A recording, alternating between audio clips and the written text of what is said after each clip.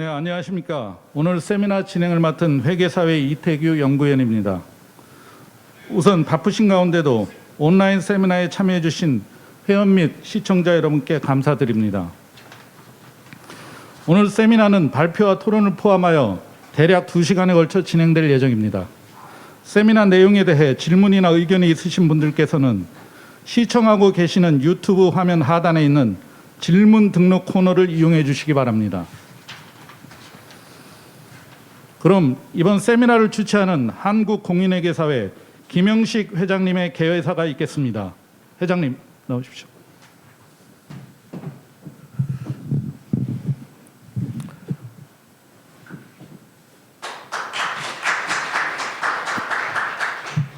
안녕하십니까. 한국공인회계사회 회장 김영식입니다. 먼저 여러 가지로 바쁘신 가운데도 온라인으로 개최되는 제12회 조세 실무 세미나에 참여해 주신 선배, 후배, 동료, 회원 여러분께 감사를 드립니다.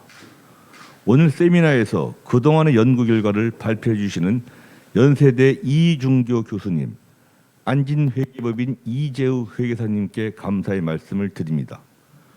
아울러 그동안 본 연구를 총괄하셨고 오늘 세미나의 좌장으로 수고하시는 오문성 교수님, 토론회 패널로 참여하시는 최용록 전 세제실장님을 비롯한 조세 전문가 여러분께도 심심한 감사의 말씀을 드립니다. 존경하는 회원 여러분, 우리 공인회계사는 감사인 및 경영 자문가로서의 역할뿐만 아니라 조세 전문가로서 정부의 조세 정책에 협력하고 납세자의 권익을 신장시키는 역할도 수행하고 있습니다. 이에 우리 회는 바람직한 조세 정책, 방향을 모색을 위한 연구 사업을 추진하게 되었고 그 성과로서 2018년에 부동산 보유세제 개편 방향, 2019년에 디지털 경제에 따른 조세 현황과 과제 연구 보고서를 발표한 바 있습니다.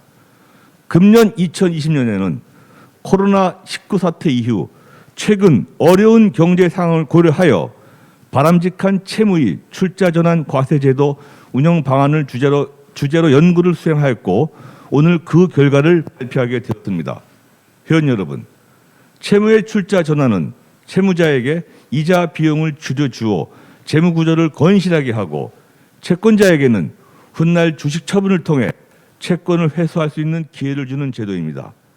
계속되는 경기 침체와 코로나19의 영향으로 많은 기업들이 재무적 어려움을 겪고 있는 상황에서 채권자와 채무자의 상생 방안으로서 채무의 출자 전환은 어느 때보다도 그 중요성이 부각되고 있습니다. 아무쪼록 오늘 세미나가 회원 여러분들이 채무의 출자 전환 과세 제도에 올바르게 이해하고 향후 개선 방향에 대해 각계 전문가들과 의견을 공유하는 건설적인 토론의 장이 되기를 바랍니다. 선배, 후배, 동료 회원 여러분, 작금의 코로나19 사태는 비대면 접촉, 재택근무, 온라인 교육 강화 등과 같이 이제까지 우리가 살아왔던 방식의 획기적인 변화를 요구하고 있습니다. 우리 회도 이러한 변화에 발맞추어 온라인 세미나, 온라인 교육 등을 더욱 확대함으로써 회원 여러분들이 새로운 전문 지식을 함양하는 데 차질이 없도록 하겠습니다. 다시 한번 오늘 세미나에 참여해 주신 회원 여러분들께 깊은 감사의 말씀을 드리며 올 남은 해외 회원 여러분들과 여러분들의 가정에 건강과 행운이 가득하시기를 기원합니다. 감사합니다.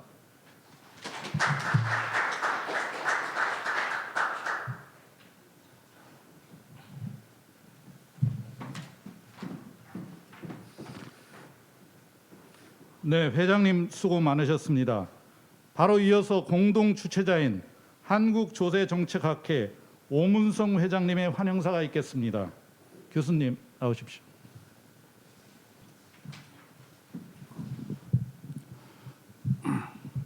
안녕하십니까. 한국조세정책학회장 오문성입니다. 오늘 우리 바람직한 채무의 출자 전환 과세제도 운용 방안에 대해서 한국공인회계사의 우리 김영식 회장님 모시고 우리 이태규 박사님 많은 도움을 받아서 공동 주최하게 되었습니다. 이 채무의 출자 전환이라는 이 제도는 굉장히 간단하게 보이지만 여기에 숨어 있는 여러 가지 어떤 과세 형평이나 효율성에 대한 문제들이 잠재되어 있어서 연구해 볼 만한 가치가 아주 많은 그런 어떤 주제라고 생각합니다. 우리가 보통 보면 이 주식이라고 하는 것이 시가, 발행가, 액면가 뭐 이런 순서로 가 있는 것이 거꾸로 뒤집어지는 경우가 있다. 그게 이제 채무의 출자 전환하는 경우인데요. 이런 경우가 실제로 굉장히 부자연스러운 상황인데도 이런 상황을 전제하고 그런 상황이 발생이 되고요. 거기서 채무 면제이익과 어찌 보면 한쪽이 채무 면제이익이 생겼다는 것은 어찌 보면 다른 쪽은 어쩌면 대손이 되어야 되는 문제인데도 이게 우리 법인세법의 어떤 규정에 의해서 그렇지 않은 그런 현상도 벌어지고 있습니다. 오늘 우리 이제 전문가들 모시고 이 발표자 두 분과 토론자들이 계시는데요. 이러한 내용에 대해서 우리 한번 깊이 있게 한번 분석해보고 여기에 대해서 좋은 의견이 나와서 우리가 조세 정책의 어떤 하나의 어떤 이정표를 이렇게 보여주는 그런 어떤 계기가 되기를 바라겠습니다. 감사합니다.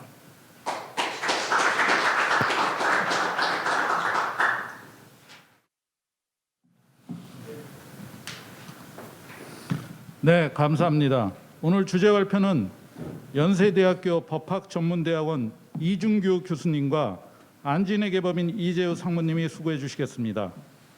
그럼 세미나 주제인 바람직한 채무의 출자 전환 과세제도 운용 방향에 대해서 약 40분 동안 발표를 듣기로 하겠습니다. 수고해 주십시오.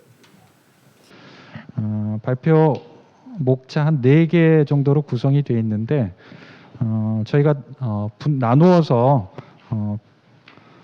작업을 했기 때문에 그 해당되는 부분에 대해서 나누어서 발표하도록 하겠습니다. 연구 목적, 그다음에 채무의 출자 전환 과세제도 일반에 대해서는 주로 제가 이야기하고, 그다음에 3장의 채무의 출자 전환 사례 분석은 주로 이재우 회계사님이 발표를 해주시고, 4장에서 조세 정책 측면과 채무자 측면은 제가 발표하고, 그다음에 채권자 측면은 그 이재우 회계사님이 발표해 주시는 것을 이렇게 분담을 했다는 점을 먼저 말씀드리겠습니다. 먼저 연구 목적에 대해서 말씀드리겠습니다. 채무의 출자 전환은 잘 아시는 것처럼 채권자가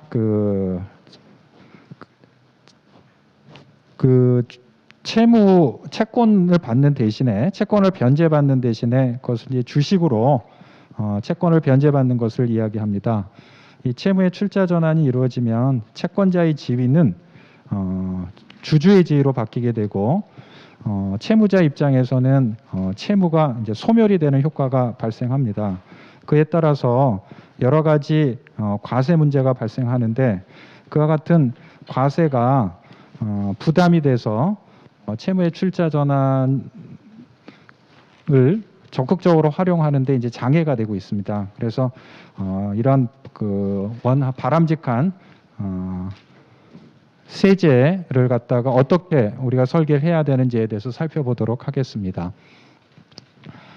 특히 이제 지금같이 코로나로 인해서 기업들이 재무적인 어려움을 겪고 있는데 그 구조조정 수단으로 채무의 그 출자 전환을 많이 고려하고 있기 때문에 세제가 그거를 적절하게 뒷받침해 주는 게 꼭 필요하다라고 하겠습니다. 좀 구체적으로 보면 출자 전환에 따라서 채무자는 채무 면제 이익이 생기고 채권자는 그 과정에서 출자 전환 손실이 생깁니다. 그럴 경우 채무 면제이익에 대해서 어떻게 과세를 할 거고, 또 채권자의 출자 전환 손실에 대해서는 어떻게 세무 처리를 하는 것이 적절한 것인지가 문제가 됩니다. 또 이 채무 면제 이익에 대한 과세를 피하기 위해서 실무상 액면 발행이 많이 이루어지고 있는데, 이와 같은 액면 발행에 대해서 세무상 문제점이 무엇이고 어떤 방법으로 개선을 해야 되는지 살펴보도록 하겠습니다. 또 출자 전환 주식의 발행가액에 따라서 채무자의 채무 면제이익이 달라지게 되는 문제가 생기는데, 그것이 과연 합리적인 것인지, 또 현행 제도 하에서는 회생 절차가 종료되는지 여부와 관계없이 채무 면제이익을 3년 거치, 3년 분할의 방법으로 과세 이연을 해주고 있는데, 이와 같은 제도가 과연 회생 제도의 취지에 부합되는 것인지도 살펴보려고 합니다. 먼저 채무의 출자 전환 과세제도 일반에 대해서 말씀드리도록 하겠습니다.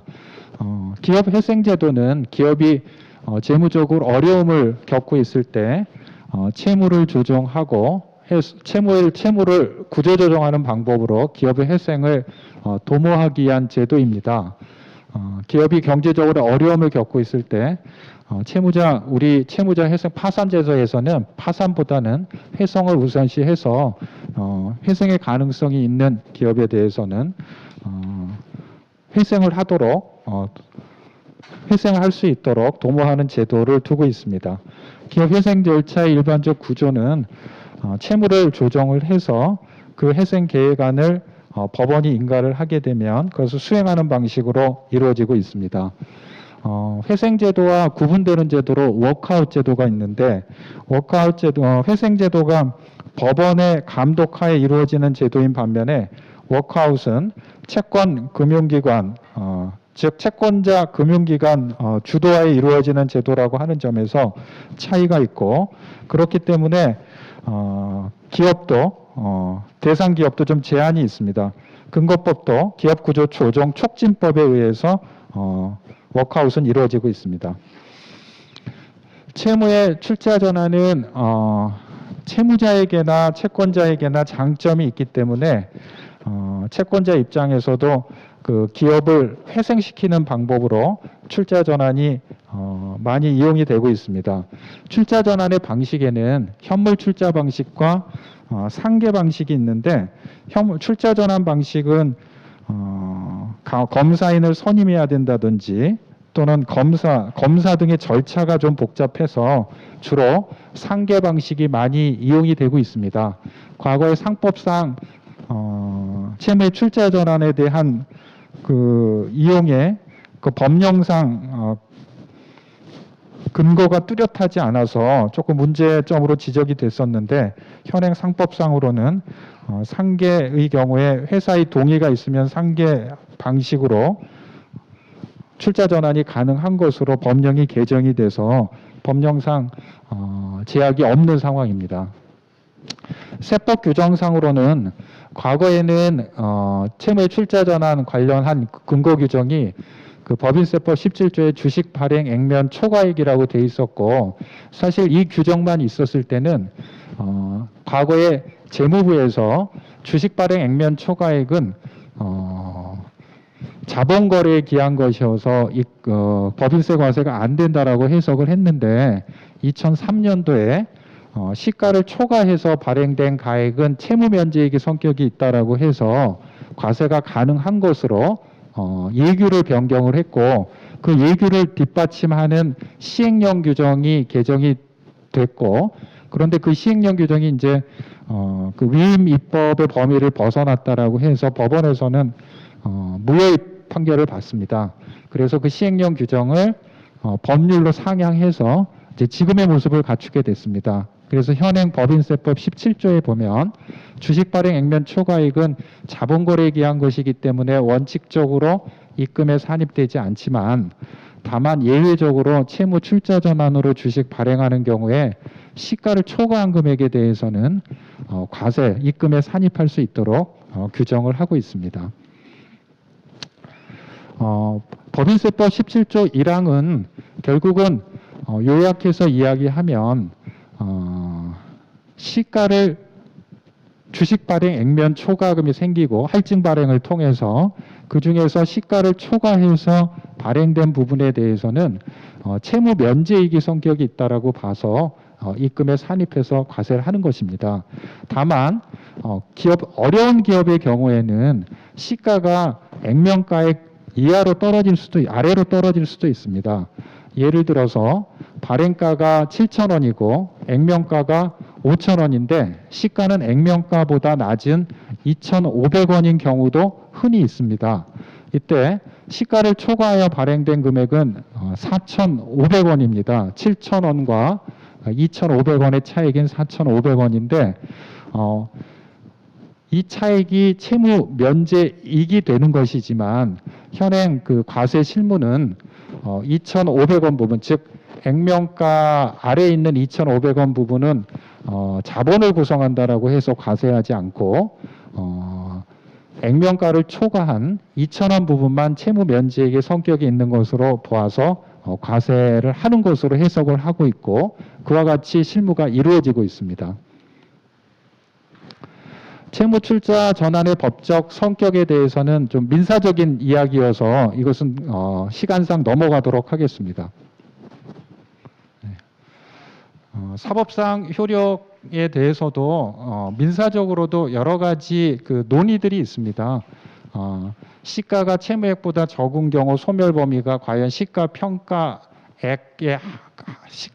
상당액이 소멸하는 것인지 아니면 권면액이 소멸하는 것인지에 대해서 의견 대립이 있는데 민사법 분야에서는 당사자의 의사를 존중을 해서 당사자가 정한 범위 내의 금액이 소멸하는 것으로 해석을 하고 있습니다.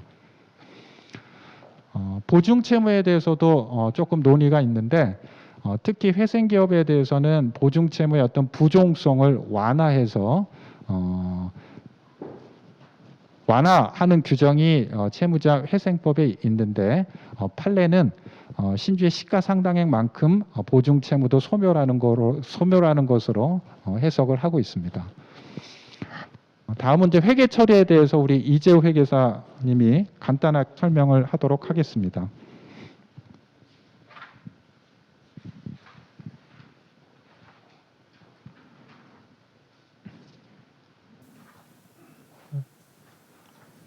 네, 안진회계법인 이재우 회계사입니다. 그 출자 전환의 회계 및 세무 처리에 대해서 설명드리겠습니다. 먼저 KIFRS에서는 그 채권자가 금융자산을 최초로 인식을 할 때는 공정가치로 회계 처리하도록 규정을 하고 있습니다. 그래서 출자 전환으로 취득하는 신주의 취득가액은 공정가치로 회계 처리를 하여야 합니다. 그리고 채권자가 기존에 보유하고 있던 채권을 출자 전환으로 인해서 그 현금 흐름에 대한 계약성 권리를 소멸시켰기 때문에 장부에서 제거를 해야 됩니다. 이 경우 채권을 장부에서 제거하게 되면 채권 장부가액과 수취한 주식 대가의 차액을 단기 손익으로 인식을 해야 합니다. 그리고 채무자 측면에서는 소멸되는 금융부채의 장부가액과 지급한 대가의 차이를 단기 손익으로 인식을 하는데 금융부채 소멸을 위해 발행한 지분 상품을 공정가치로 측정을 해야 됩니다. 그래서 채무 면제 이익은 채무의 장부가액과 지분 상품 공정가치의 차이로 결정이 됩니다.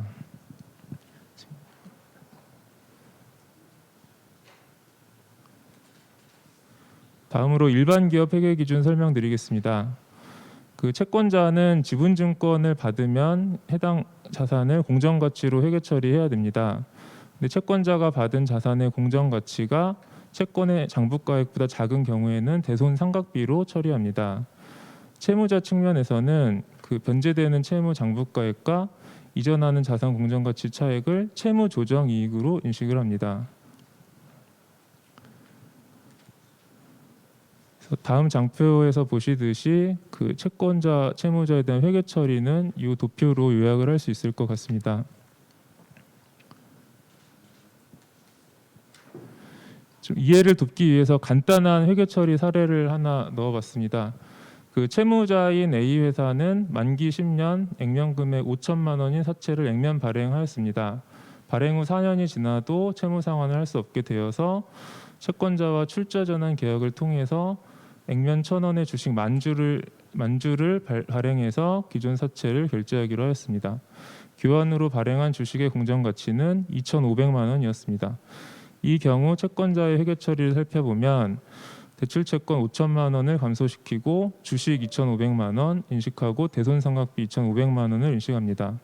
채무자의 회계 처리를 살펴보면 자본금 1,000만 원, 주식 발행 초과금 1,500만 원 인식하고 차입금 5천만 원을 감소시켜서 채무 조정 이익 2,500만 원이 발생합니다. 다음으로 세무 처리를 살펴보겠습니다. 채권자가 출자 전환으로 취득한 주식의 취득가액은 취득 당시의 시가입니다. 다만 구조조정법인, 그러니까 회생 등 구조조정법인에 대한 출자 전환으로 취득하는 주식의 취득가액은 출자 전환 채권의 장부가액입니다. 그리고 이때 발생하는 장부가액과 시가의 차이를 출자 전환 손실이라고 보면 출자 전환 손실의 세무상 성격은 접대비, 기부금, 대손금으로 취급이 될 수 있습니다. 다만 금융채권자의 경우에는 주특법 44조 규정에 따라서 채무의 출자 전환으로 채무를 면제한 경우도 포함해서 그 면제한 채무에 상당하는 금액을 송금에 산입할 수 있습니다. 다음으로 부가가치세 측면에서 살펴보면 그 회생계획 인가 결정으로 인해서 채무를 출자 전환하는 경우에는 채권자는 대손세액 공제를 적용받을 수 있습니다.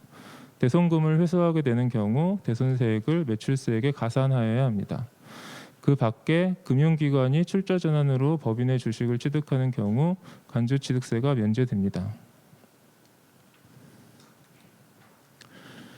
채권자에 대한 과세관계 요약은 이 표를 참고하시면 될 것 같고, 일반 법인과 구조조정 법인 간의 가장 큰 차이점은 구조조정 법인의 경우 주식 취득가액을 채권의 장부가액으로 인식해서 그 출자 전환 손실을 미래 과세를 이연을 시킬 수 있다는 점이 가장 큰 차이점이라고 볼 수 있습니다.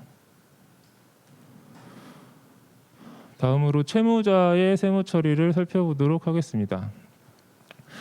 출자 전환으로 주식을 발행하게 되면 시가초과하여 발행된 금액 중 주식 발행 액면 초과액은 채무 면제 이익으로 취급이 됩니다. 근데 이때 채무 면제 이익은 2월 결손금에 보존하면 입금 불산입을 할 수 있습니다. 그리고 이때 2월 결손금은 공제 시한이 경과된 2월 결손금도 포함이 됩니다. 한편 구조조정 법인은 그 조특법 규정에 따라서 채무 면제 이익을 3년 거치 3년 분할 균등 입금 산입할 수도 있습니다. 근데 채무 면제 이익 중에서 2월 결손금을 초과하는 금액이 발생하더라도 해당 금액을 향후 사업연도에 발생하는 결손금에 보존할 수 있도록 입금 불산입할 수 있습니다. 지금 현행 법인세법상 규정에서는 채무 면제 이익 상당액이 주식 발행 액면 초과액이 아닌 자본금에 해당할 경우에는 입금으로 취급한다라는 규정은 없습니다. 다음으로 부가가치세 측면에서 살펴보면 채무자가 대손세액에 해당하는 금액을 매입세액 공제받은 경우에는 대손이 확정된 날이 속하는 과세기간에 매입세액에서 차감하여야 합니다. 만약 대손세액이 변제가 되는 경우에는 다시 매입세액에 가산을 해야 합니다. 만약에 채무자가 이 매입세액에서 대손세액을 차감하지 아니하였다고 하더라도 과세관청에서 결정 또는 경정을 할 수 있고, 이 경우에는 가산세가 적용되지 않습니다. 채무자에 대한 과세관계 요약은 해당 표를 참고하시면 될 것 같고, 그 채무자 구분 중에서 발행가액이 액면가액보다 크고 액면가액이 시가보다 큰 경우에 대해서는 발행가액과 액면가액 차이가 채무 면제 이익으로 과세가 됩니다. 다만 구조조정 법인의 경우에는 3년 거치 3년 분할 입금 산입 등을 할 수 있습니다. 그 오른쪽에 발행가액이 액면가액과 동일한 경우를 액면 출자 전환이라고 하는데, 이 경우는 채무 면제 이익이 발생을 하지 않습니다. 이 경우에 대해서는 실무 사례 유형을 설명드릴 때 더 자세히 설명드리도록 하겠습니다.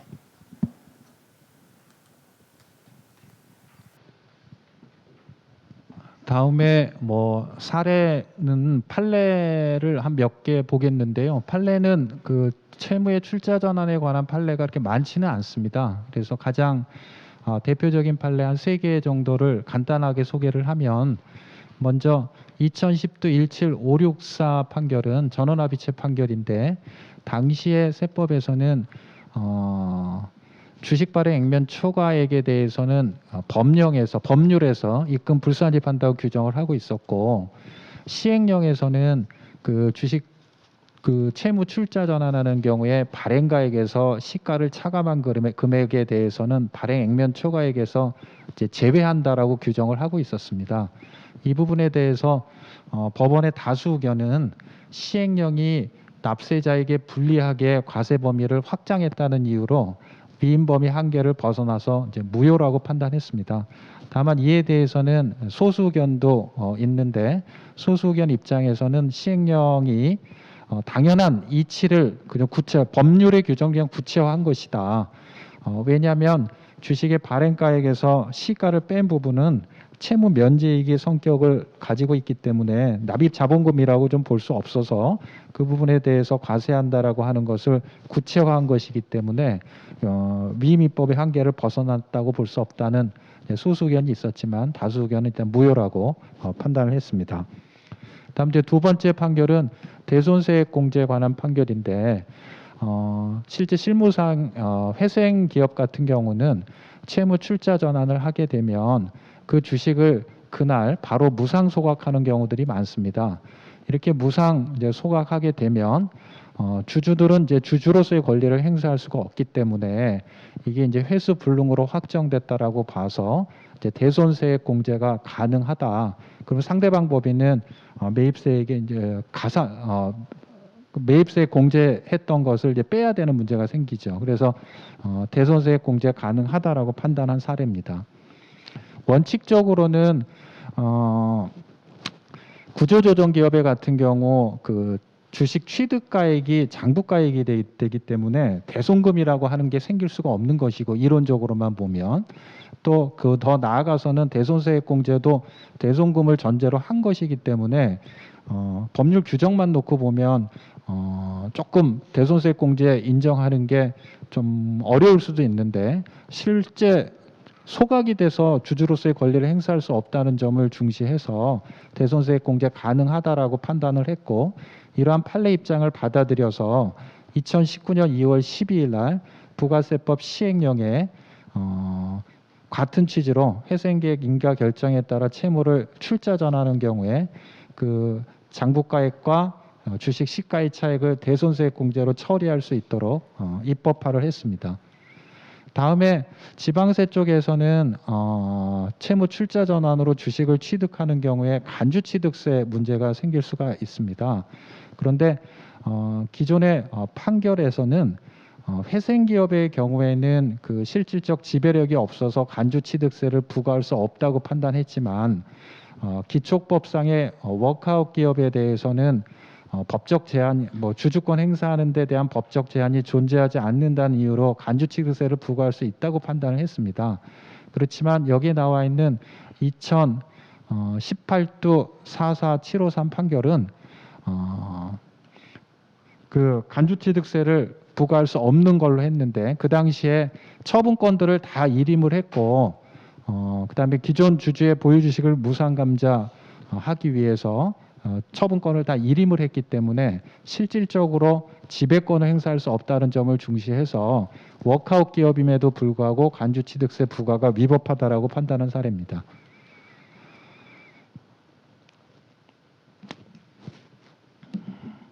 다음 이재우 회계사 발표하겠습니다. 예, 실무 사례 분석 내용과 그 외국 입법례 내용에 대해서 발표하겠습니다. 일단 실무 사례 유형은 액면 발행 방식과 할증 발행 방식 두 가지 방식으로 나눌 수 있습니다. 액면 발행 방식의 경우에는 출자 전환 시 발행하는 신주의 발행가액을 액면가액과 동일하게 설정하는 방식입니다.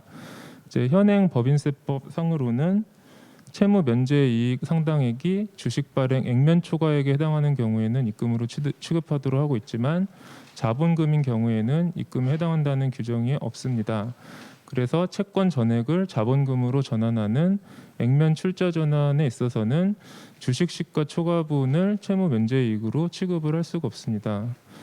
그래서 실무적으로는 채무자는 채무 면제 이익의 발생을 방지하기 위해서 액면 출자를 하고 이후에 바로 무상 감자를 하는 경우가 많습니다.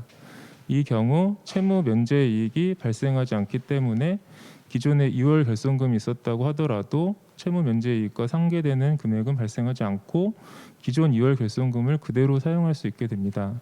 그러나 기업의 실질 가치 대비 자본금만 커지는 비정상적 자본 구조가 발생하게 됩니다. 그래서 이 채무의 출자 전환에 따른 채무 면제 이익의 범위를 각 케이스별로 나누어서 조금 더 설명을 드리겠습니다.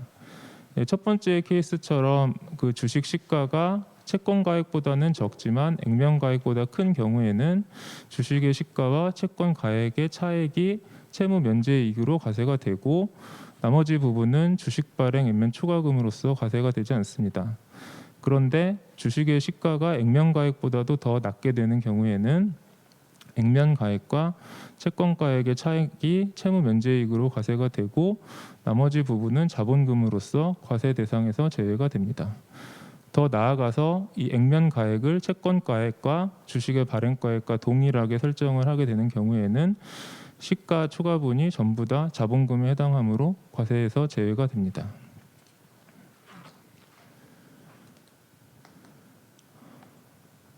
다음으로 할증 발행 방식에 대해서 설명드리겠습니다. 2월 결손금이 많이 누적되어 있는 상태인 경우에는 채무자 입장에서는 채무 면제 이익이 발생을 하더라도 2월 결손금과 상계를 할 수 있기 때문에 할증 발행하는 방식도 가능하다고 생각해 볼 수 있습니다.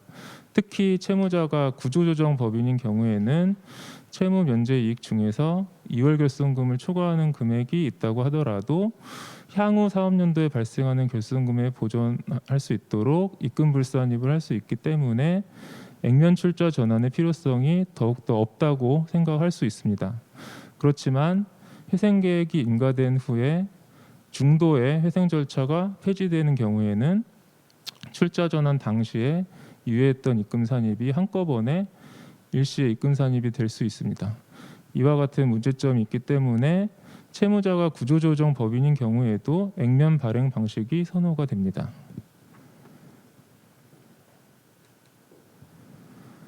다음으로 금융기관 채권자에 대한 특례를 설명드리겠습니다.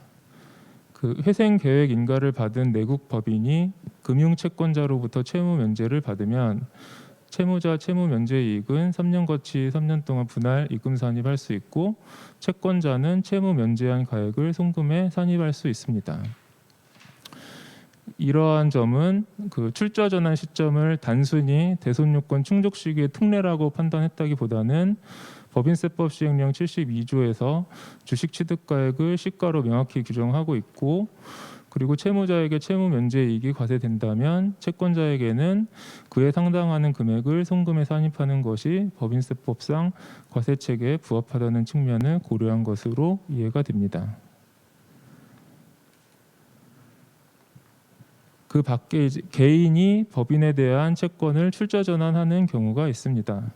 이 경우에는 소득세법을 적용받는데 소득세법 시행령은 법인세법과 같이 구조조정 법인의 출자 전환으로 취득한 주식이라고 하더라도 채권 장부가액을 취득가액으로 하는 규정을 두고 있지 않습니다.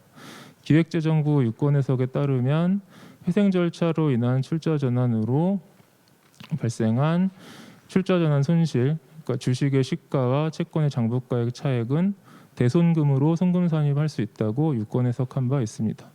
결론적으로 개인의 경우에는 회생 절차로 인해 취득한 주식의 출자 전환으로 주식을 취득하는 경우 출자 전환 손실을 대손금에 송금 산입할 수 있습니다. 유형별 시뮬레이션은 간단히만 설명을 드리면요. 케이스 1은 할증 발행 방식이고 케이스 2는 액면 발행 방식인데 이제 케이스 1의 경우에는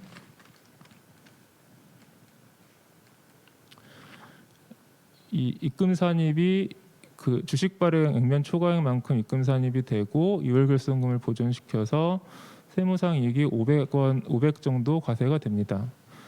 그래서 총 법인세 부담액이 약 15억 7,200만 원 정도가 과세가 됩니다. 근데 반면에 액면 발행 방식에 의할 경우 채무 면제이익 자체가 가운데 부분에 있는 채무 면제이익 자체가 발생하지 않기 때문에 과세되는 금액은 존재하지 않고 오히려 2월 결손금 1,000원만큼을 2021년과 2022년 동안에 사용을 할 수가 있습니다.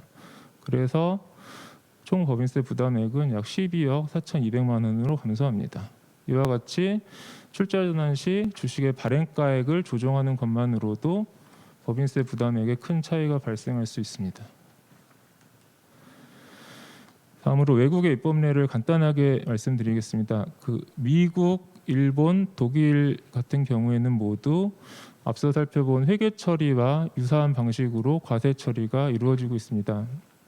채무자 측면에서는 채무자는 발행한 주식의 공정시장가액을 초과하는 금액을 채무 면제 이익으로 인식을 해야 되는데 채무 면제 이익이 바로 과세되는 것은 아니고 미국의 경우에는 그 자산의 취득가액을 차감하는 방식으로 미래로 이연을 시킬 수 있고 일본의 경우에는 그 평가 손실과 상계하는 방식으로 과세 이연을 할 수가 있습니다. 그리고 채권자 측면에서는 채권자가 채권액을 모두 회수하지 못한 경우 대손금이나 양도 손실로 처리가 됩니다. 일본의 경우에는 그 합리적인 재건 계획에 따라서 채권자의 송금 인정 여부를 판단하도록 규정하고 있는데요. 45페이지에 가시면 합리적인 재건 계획에 관한 구체적인 판단 기준을 살펴볼 수 있습니다. 지금 일본 법인세법 기본 통칙에 기재된 내용이고 그 박스 안의 내용을 잠깐 살펴보면 합리적인 재건 계획의 대상이 되는 회사의 범위, 또 자회사가 채무 초과 등을 이유로 경영 위기에 빠져 있는지, 또 채권자가 손실을 부담하는 것에 상당한 이유가 있는지에 관한 그 판단 기준과 상황들이 아주 자세하게 규정이 되어 있습니다. 다음으로 독일의 경우에는 그 채무의 출자 전환을 통해서 자본금이 증가하는데 이때 증가하는 자본금을 채권의 사실상 가치, 즉 시가상당액이 공식적인 현물 출자 가액이라고 보고 그만큼만 자본금을 증가시키는 특징이 있습니다.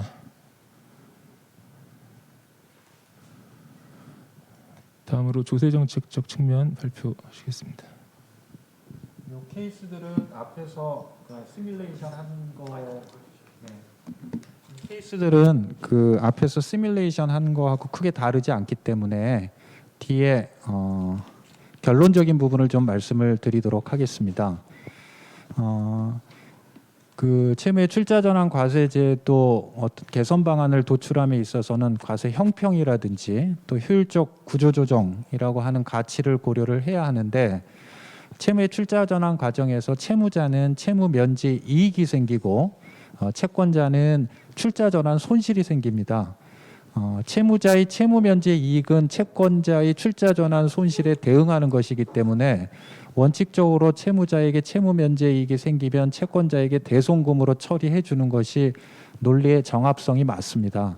그렇지만 현행 법제 하에서는 채무자의 채무 면제 이익에 대해서 비과세라든지 과세 이연이라든지 이런 그 재무적 어려움을 겪고 있는 기업의 회생을 위해서 과세 특례를 적용하고 있는데 그에 대응해서 채권자에게는 대손금을 굉장히 대손금을 출자 전환 시점에서는 인정하지 않습니다. 그것을 가능하게 하는 그 규정이 출자 전환에 의해서 주식을 취득할 때 그 취득가액을 시가로 규정하고 있지 않고 채권의 장부가액으로 규정을 하고 있습니다. 채권자 입장에서는 채권의 장부가액이 되기 때문에 결국 이제 대손이 없는 셈이 되는 거죠. 나중에 그 주식을 팔 때 취득가액이 큰 금액이 되기 때문에 그 대손 시기가 이제 이연되는 효과가 있습니다. 그렇지만 출자 전환 시점에서 굉장히 액면가액보다도 못한 주식을 받게 되는데 대손 처리를 어렵게 하는 것은 조금 체계상 좀 문제가 있고 또 어떤 채권자의 어떤 그 세무 처리에 있어서도 좀 형평을 저해하는 요인이 된다라고 이렇게 지적할 수 있겠습니다.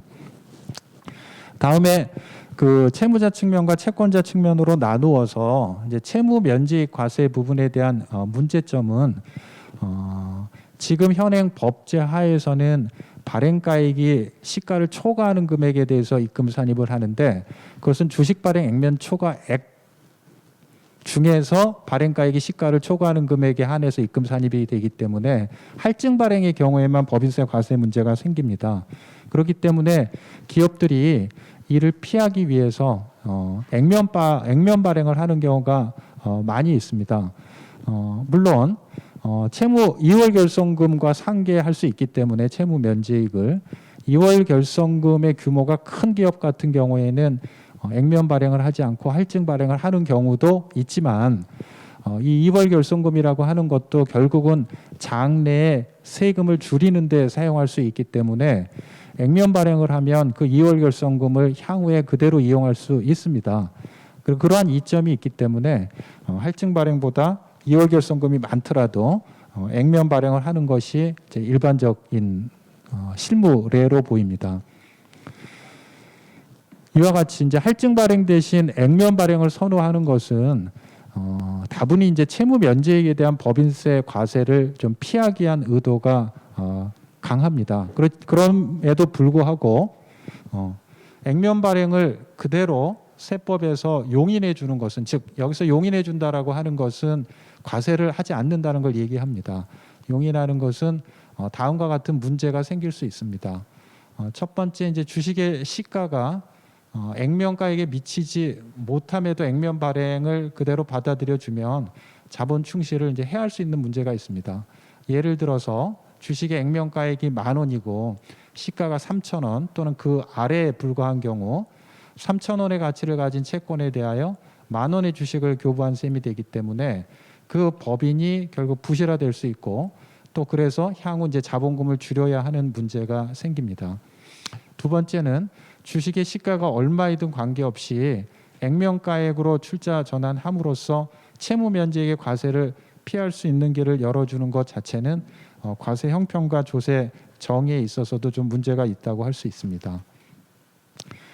개선 방안으로는 채무 면제액의 어떤 본질이라는 점의 측면에서 액면가액과 상관없이 채권액과 주식의 취득가액의 차이에 의해서 채무 면제액의 크기를 측정하는 것이 타당하다고 할 것입니다. 액면가액에 상응하는 자본금이 납입되지 않았음에도 주식을 액면가액으로 발행한 사정만으로 채무 면제액이 발생하지 않는다고 보는 것은 문제가 있습니다. 채권액과 주식의 취득가액 차익에 의해서 채무 면제액을 산정하면 취득가액이 액면가액보다 적은 경우 자본금에 과세하게 되는 문제가 지적이 될 수 있지만, 이는 채무의 출자 전환으로 법인이 적정 자본금보다 과다한 자본금을 보유한 것에서 비롯된 것이므로 과다 자본금을 해소하는 과정으로 이해할 수 있겠습니다. 다음에 이제 과세 이연 부분에 있어서는 현행 지금 문제에서 현행 법제 하에서는 이제 2월 결성금과 상계하는 방법으로 과세를 이연할 수 있고, 구조조정법인에 대해서는 3년 거치 후 3년 균등 분할로 과세를 이연을 해줍니다. 구조조정법인에 대해서는 다음과 같은 문제가 있을 수 있습니다. 3년 거치 후 3년 균등 분할에 의한 입금 산입은 4년째부터는 무조건 채무 면제액을 입금 산입해야 되는데, 기업이 여전히 어려운 상태에서 구조조정법인에 대해서 과세하게 되는 문제점이 있습니다. 두 번째로 채무 출자 전환 이후에 발생한 결손금의 보존에 충당할 수 있도록 하는 것은 그 기간이 특정되지 않아서 과세 행정을 장기간 불안정하게 할 우려가 있습니다. 세 번째로 현행 법제 하에서는 금융기관으로부터 채무 면제를 받는 경우에는 조특법에서 이연 혜택을 주고 있지만, 비금융기관에는 그와 같은 혜택을 주고 있지 않아서 과세 형평상 문제가 있습니다. 개선 방안으로는 첫 번째는 일단 기업의 회생 절차가 종료한 후 법인세를 과세하는 것이 일단 타당하다라고 하는 측면을 지적할 수 있고, 또 채무의 출자 전환이라고 하는 것이 자기 자본 비율을 높여서 도산의 위험을 줄이는 장점이 있기 때문에 일반적인 채무 면제보다는 세제상 더 큰 혜택을 주는 것이 정당화될 수 있다라고 생각을 합니다. 이러한 점을 고려해서 회생 절차가 진행되는 기간 동안에는 그 기간이 얼마이든 과세를 이연하고, 절차가 종료된 후 5년간 균등 분할하여 입금 산입하는 방법을 제안해 보았습니다. 둘째는 회생 제도라고 하는 것이 경제적 어려움을 겪는 기업의 회생을 돕는 것이니까 채권자가 비금융기관에도 그와 같은 혜택을 부여하는 것이 타당하다라고 생각합니다. 다음은 채권자 측면에 대해서 말씀드리도록 하겠습니다. 예, 채권자 측면에서는 금융기관 외 채권자에 대한 대손금 인정 요건을 완화할 필요가 있다고 보았습니다. 일단은 출자전환 주식을 평가하는 시점은 신주 발행의 효력 발생일인 납입기일의 다음 날이므로 출자전환의 다음 날이라고 볼 수 있습니다. 근데 출자전환을 하더라도 해당 주식 시가는 당초 채권 장부가액보다 낮은 경우가 많은데, 근데 금융기관 채권자인 경우에는 조특법 44조에 따라서 송금 산입이 가능한 반면에 금융기관이 아닌 채권자의 경우에는 송금 산입에 대한 규정이 없기 때문에 검토가 필요합니다. 지금 건설회사라던가 해외 사업을 영위하는 사업자의 경우에는 출자 전환을 해야 되는 경우가 발생을 하는데요. 이 경우에 금융채권자에 비해서 불리한 처분을 받고 있어서 개선이 필요합니다.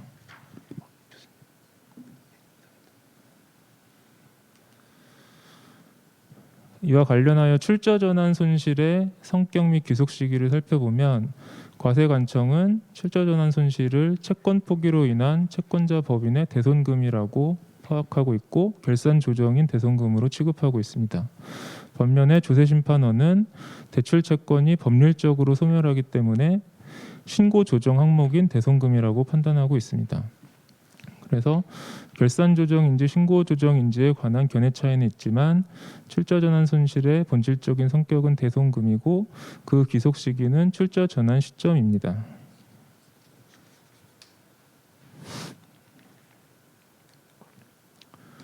근데 문제는 출자 전환 손실의 송금 인정에 관한 요건입니다. 금융기관 외 채권자의 경우에는 조특법 적용을 받을 수 없기 때문에 채권 포기에 의한 대손금에 관한 기본 통칙인 19회 2, 5 통칙을 적용받게 됩니다. 이 경우 출자 전환을 하게 된 정당한 사유가 있어야지만 출자 전환 손실을 송금으로 산입할 수 있습니다.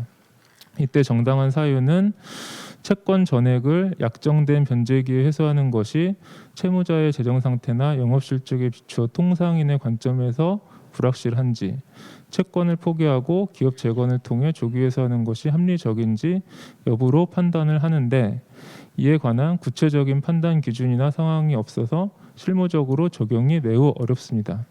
따라서 출자 전환을 통한 재무구조 개선 노력의 저해 요인이 되고 있습니다. 개선 방안으로는 채권자 대손금 인정을 위한 구체적 기준 마련이 필요하고 그 일본의 합리적인 재건 계획과 같이 자회사가 경영이익인지 채권자의 관리가 이루어지는지에 관한 구체적인 판단 기준을 두는 것이 좋을 것 같습니다. 특히 구조조정 법인에 대한 출자 전환의 경우에는 이미 경제적 어려움에 처해 있는 기업 중에서 회생 가능성이 존재한다고 판단되는 기업에 한해서 법원이나 채권자 협의 주관하에 정상화되는 절차를 의미하기 때문에 정당한 사유가 인정되는 출자 전환의 유형이라고 판단됩니다. 따라서 최소한 구조조정 법인에 대한 출자 전환 손실은 대손금에 포함하는 방식으로 입법 개선하는 것도 가능하다고 생각됩니다. 두 번째로 대손세액 공제 보완입니다. 지금 현행 부가가치세법은 회생 절차의 경우에만 대손세액 공제하도록 규정하고 있는데 회생 외에도 기초법상 워크아웃과 같이 제3자의 결정권이 있는 다른 절차에 의한 출자 전환에서도 대손세액 공제가 가능하도록 개선할 필요가 있습니다. 그리고 출자 전환 시점에서는 채권자가 채무자의 재무 정보를 확보한다는 것이 사실상 쉽지가 않습니다. 이 경우에는 채권자가 대손세액 공제를 신청한 후에 과세관청이 검증을 통해서 대손세액 공제 금액이 변동하게 되면 변동 시점에서 대손세액 공제 금액을 변경 금액을 적용할 수 있도록 보완하는 절차가 필요할 것 같습니다. 이 경우에도 그 채무자에 대해서 대손세액에 대한 매입세액을 미차감하더라도 가산세를 부과하지 않는 점을 참고해서 채권자에 대해서도 가산세를 부과하지 않는 방향으로 개선하는 것이 좋을 것 같습니다. 마지막으로 기타 개선 방안은 지방세법에 관한 개선 방안이고 지금 과점주주 간주취득세 같은 경우에는 현행 법령상 금융기관만 간주취득세 면제 대상으로 규정을 하고 있는데 금융기관 외에도 회생주주권 행사가 불가능한 자가 과점주주가 되면 간주취득세가 면제되도록 입법 보완하는 방안이 필요할 것으로 생각됩니다. 이상으로 발제는 마치고 다음 토론으로 넘어가도록 하겠습니다.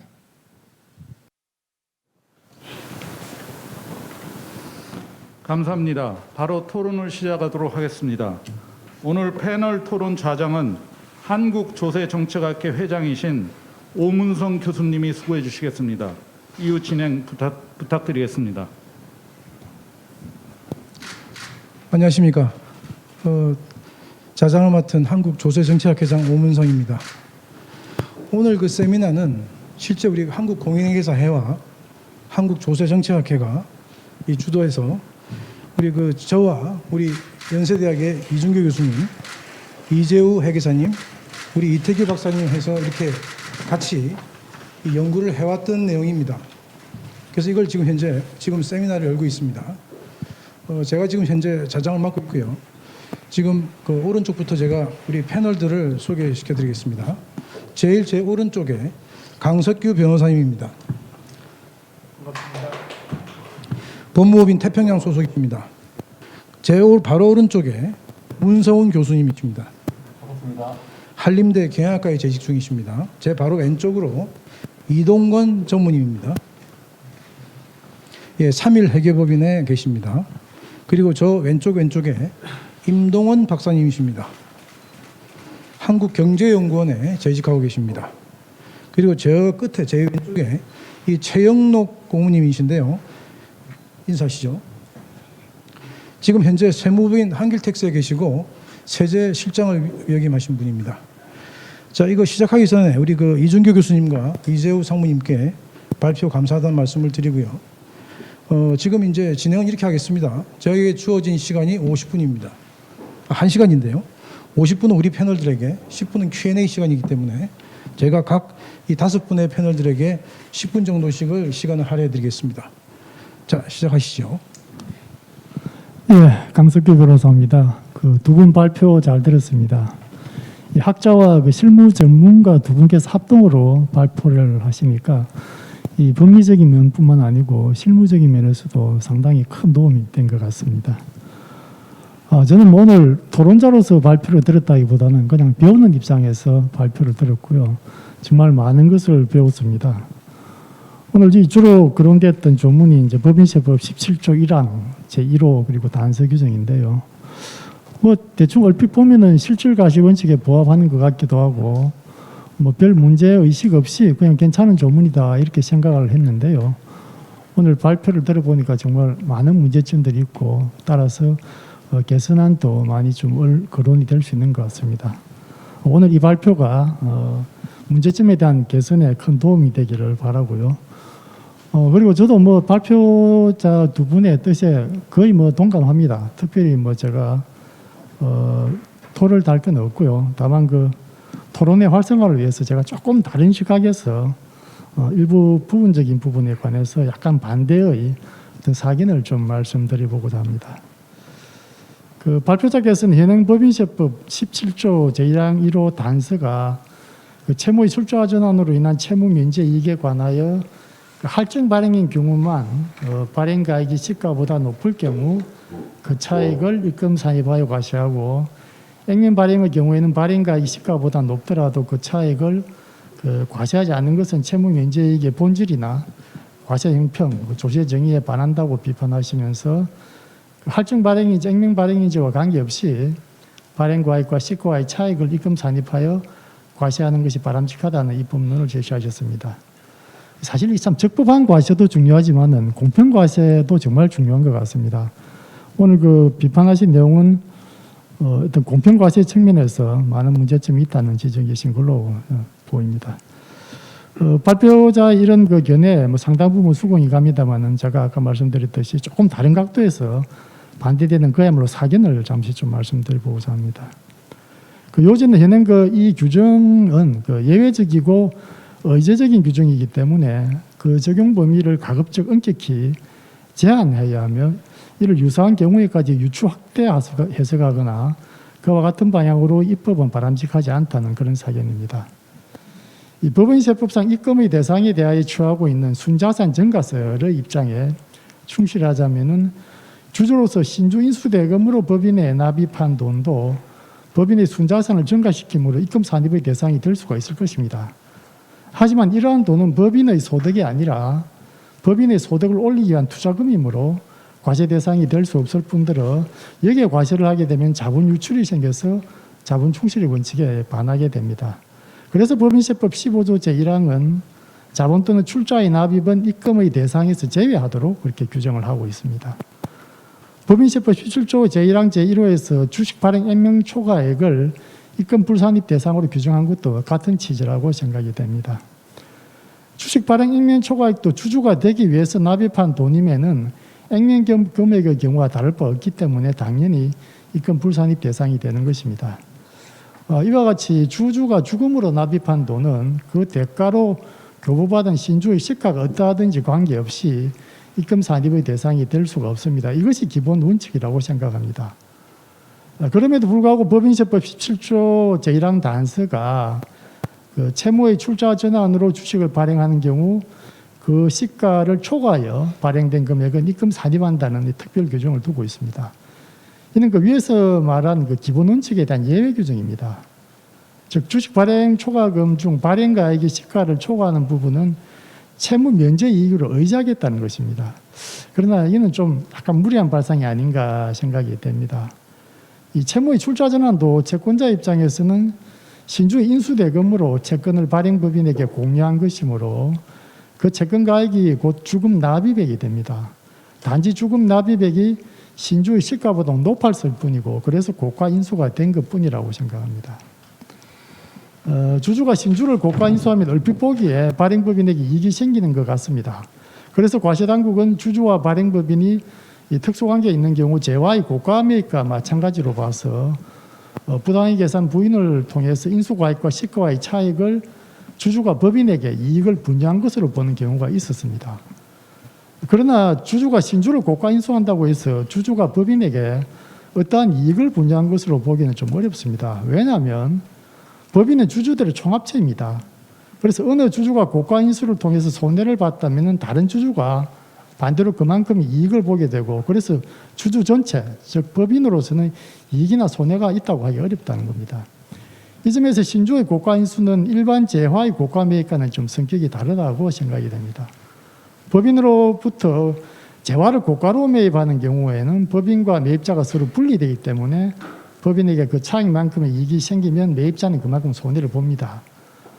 그러나 신주를 고가로 인수하는 경우는 법인과 신주 인수인이 서로 분리되는 것이 아니고 신주 인수인은 그로서 법인의 지분권자가 되기 때문에 법인의 이익이 있다고 하더라도 그것이 곧 신주 인수인의 이익으로 기속이 되므로 신주 인수인이 손해를 보고 법인이 그만큼 이익을 보는 그런 구조가 아닌 것 같습니다.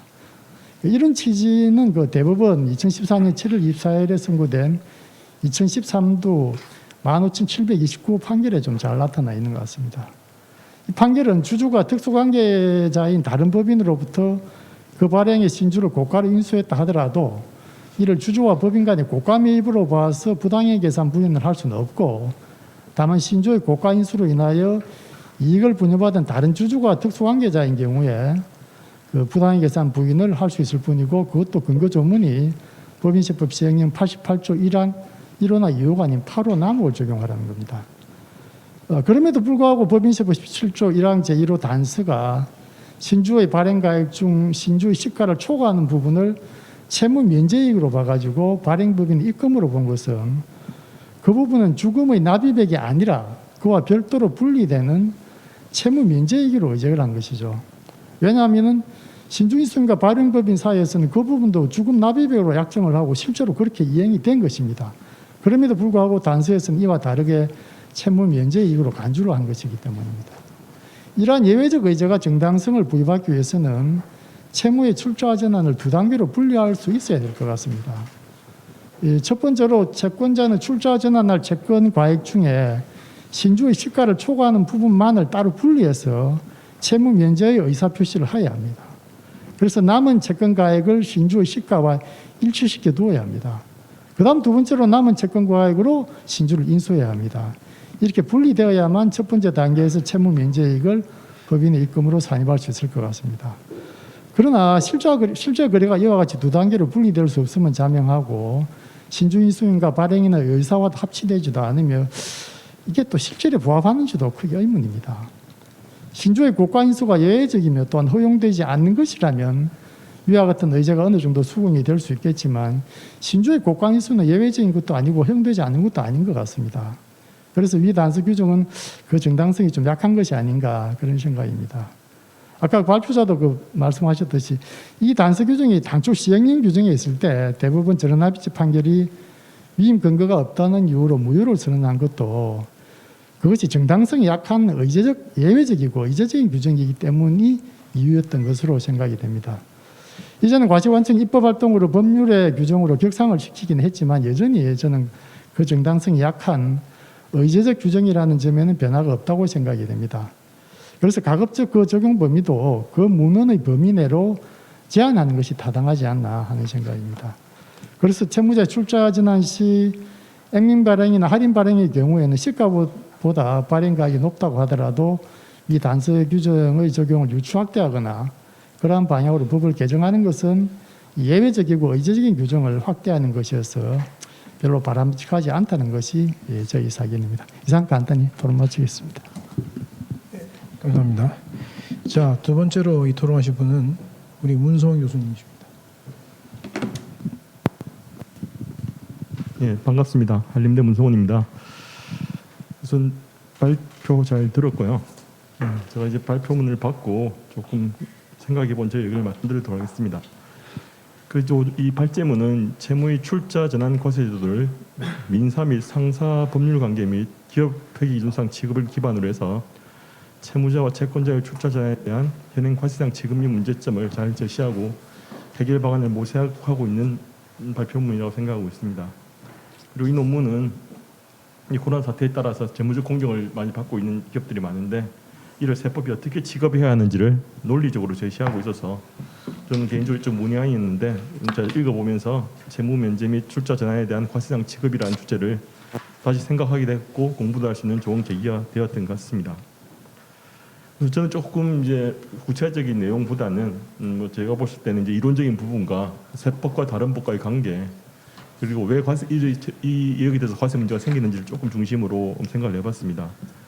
기본적으로 순자산 증가를 과세 사건으로 보는 법인세 하에서 법인이 자금을 차입한 경우 과세상 소득으로 취급하지 않습니다. 그러나 제 생각에는 구조조정 관련 법제를 세법에 직접 연결하는 것도 하나의 방안이겠지만 그것보다는 채무자의 재무적 공경이 실제로 있었는지 왜냐하면 이게 세금을 면제시키자는 부분은 예외적 상황으로 생각이 됩니다. 원칙적으로는 채무 면제액은 과세해야 되는 것이 당연한 것이고 재무적 공경이 있는 기업에 예외적으로 세금을 과세하지 않는 걸 생각하고 있는데 실제로 채무자가 실제 공경에 빠져 있는지 여부를 판단하는 기준을 마련해서 과세하는 것이 좀 더 일반적인 과세 방법이 아닌가 싶습니다. 발표자가 제시한 일본의 합리적 적응 계획에 대한 구체적 판단 기준, 물론 채권자에 대한 판단 기준이긴 하지만 이 기준도 참고가 될 수 있을 것 같습니다. 또한 재무적 공경에 처한 일반 법인을 지원하기 위해서 채무 면제액의 기존 2월 결성금에 대해서 공제를 하고 있는 경우만 공제하고 있는데 만약에 채무 면제액이 기존 2월 결성금보다 큰 경우에도 미국은 사실 다른 자산의 세무상 원가를 감소시켜서 그 자산을 판매할 때 과세하는 방법을 쓰고 있습니다. 사실상 과세를 이어나는 방법이 하는데 우리도 그러한 방식을 도입하는 것도 한번 검토해 볼 수 있지 않을까 생각합니다. 두 번째, 채무 면제 거래와 주식 발행 거래의 과세상 구분에 관한 이야기입니다. 이 출자 전환은 기본적으로 두 가지 거래가 결합이 되어 있는 것 같습니다. 채무를 면제시켜주는 거래와 신주를 발행 아니면 구주를 다시 발행하는 거래로 생각이 되는데 발표자가 제시한 것 같이 실무상 자주 발생하는 액면 발행 출자 전환의 경우에는 현행 법인세법 조문의 해석상 세법상 채무 면제액이 발생하지 않는 문제가 있고 채권액과 주식의 시가 차이를 채무 면제액으로 부과하는 것이 타당하다는 발제자 얘기는 공감을 하고 있습니다. 제가 생각할 때 채무의 출자 전환의 경제의 실질은 첫 번째는 채무자가 채무를 면제받아 채무 면제 이익만큼 발생한 거래가 먼저 일어나고, 그리고 채무의 액면금액에서 채무 면제 금액을 차감한 금액만큼 자본으로 한 거래가 연속되어 있다고 생각합니다. 그래서 당초는 오늘 다 과세하더라도 출자 전환하게 되면 그 일부분만큼은 출자자가 됐기 때문에 감면해주는 그런 논리적으로 의미는 있는 것 같습니다. 그래서 자본 전환 거래 이전에 발생하는 채무 면제 이익을 채무의 액면 금액에서 출자 전환 주식의 시가를 뺀 부분을 주식의 액면 발행 여부와는 관계없이 과세하는 것이 타당하지 않을까도 생각을 해봤습니다. 이는 독일의 경우에 연방조세법원이 조세 중립적 출자로 보는 금액은 채무의 액면 금액이 주식의 시가를 초과하는 금액엔 적용되지 않는다 보고 그 초과액은 전부 과세한다 한 것으로 판결하는 것과 맥을 같이 한다고 생각을 합니다. 그래서 가능하면 그 경제적 본질을 좀 파악을 해서 뭐 규정을 이제 어떻게 설립할 까 다른 문제겠지만 좀 그런 기본 원칙을 세우고 원칙과 외의를 가져가는 입법이 필요하지 않을까 생각하고 있습니다. 그 세 번째입니다. 그리고 이게 이제 채무 출자 전환하게 되면 채권자와 채무자의 관계가 발생할 수 없고 채무 면제액이 발생하면 한쪽은 대손금이든지 기본적으로 대칭적인 어떤 과세 취급이 타당한 것인가 아닌가를 고민해 볼 필요가 있을 것 같습니다. 발표 전에 채무자의 채무 면제액 과세 여부와 무관하게 채권자는 대손금을 송금 살입해야 될 필요성도 있다고 제시를 하고 있는데, 이 또한 세법의 체계적 정합성 있는 측면과 세수 확보 차원에서 좀 살펴봐야 될 필요가 있을 것 같습니다. 채무자의 입금 살입 여부와 채무자의 송금 살입을 연계하는 것은 고려해 볼 필요가 있다고 생각하기 때문입니다. 왜냐하면 채권자와 채무자의 과세 지급은 동일한 사건, 양면에 해당되는 것입니다. 예를 들어서 발행법이 이자 비용을 지급할 때 송금 살입하는 것과 투자자가 그 이자 소득을 과세하는 것은 대칭적인 어떤 회계 처리뿐만 아니고 세법상 지급도 하는 것이고, 이런 경우도 사실은 채권자와 채무자의 관계는 대칭적인 관계가 있기 때문에 한쪽에서 과세를 하면 한쪽에는 과세를 송금을 산입해주면 한쪽에서 과세해서 세세 전체 입장에서는 어느 정도 세수 중립적인 성격이 필요하다 생각합니다. 근데 만약에 채무 면제액도 과세하지 않고 대손금도 송금 산입해주게 되면 이 또한 누구도 세금을 내지 않는 문제가 생길 수가 있기 때문에 그런 적용을 조금 더 고민해봐야 되지 않을까 생각합니다. 다만 채무자의 채무 면제액은 일건불사립하거나 이완하는 것이 재무적 공정기업에 대한 조세 정책적 지원이라는 측면이 있지만, 채권자의 경우에도 이러한 정책적 지원이 필요한지 여부를 말씀드렸듯이 조금 더 고민하는 입법론이 필요하지 않을까 저는 한번 생각을 해봤습니다. 감사합니다. 예, 문성훈 교수님 감사합니다. 자, 다음번 토론은 3일 회계법인의 이동건 박사님 토론하시겠습니다. 네, 안녕하세요. 3일 회계법인의 이동건입니다. 사실 저희들은 지금 한 번도 경험하지 못한 시대에 살고 있습니다. 코로나로 인해서 기업들이 많은 어려움을 호소하고 있죠. 현 시점에서 한국공인회계사회랑 조세정책학회가 공동으로 이런 세미나를 개최한 것은 아주 시적절하다고 생각합니다. 채무 출자 전환에 관해서 과세제도에 관해서 아주 잘 정리해 발표해 주신 이준교 교수님, 그다음에 이재우 상무님께 감사드립니다. 제 개인적인 생각 몇 가지만 말씀드리겠습니다.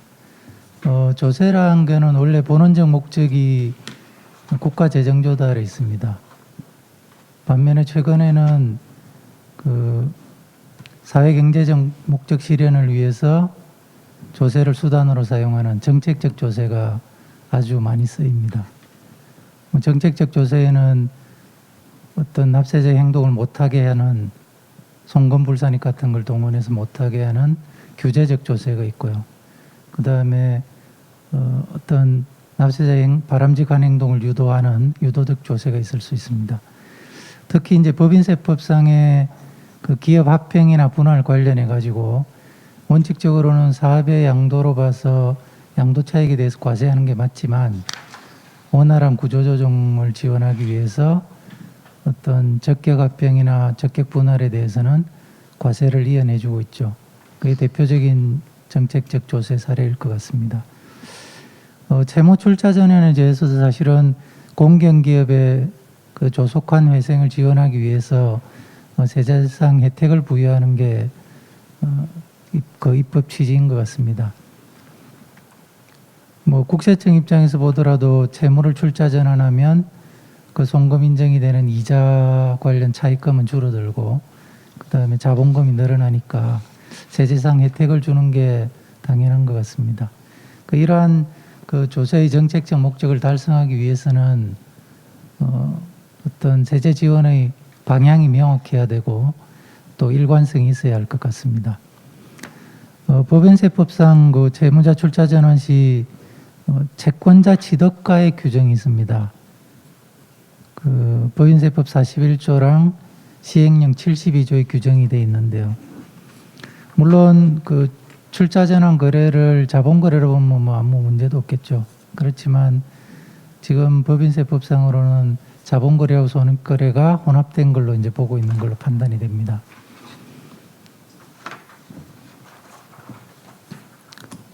채무 출자 전환 관련한 그 조문의 연역을 한번 살펴보면 2006년 2월 9일에 그 채무 출자 전환 취득 원가 규정이 처음 들어가게 됩니다. 그 72조 시행령 72조에 처음 들어가는데요. 기존의 현물 출자라든지 합병 분할 조항이 이제 처음으로 채무 출자 전환이 포함이 됩니다. 그래서 원칙적으로 채무 출자 전환은 시가를 취득가액으로 하고 뭐 기업구조조정 촉진법 등 특수한 경우에만 장부가액으로 봐서 이연을 시켜주는 그 기존의 합병이랑 똑같은 혜택을 준 거죠. 2009년 말에 이제 합병과 관련한 과세 체계가 완전히 선진화가 됐는데요. 그때 기존의 비합병법인하고 합병법인에 대해서 청산소득 합병 평가 차익으로 과세하던 거를 비합병법인의 양도 차익으로 보게 됩니다.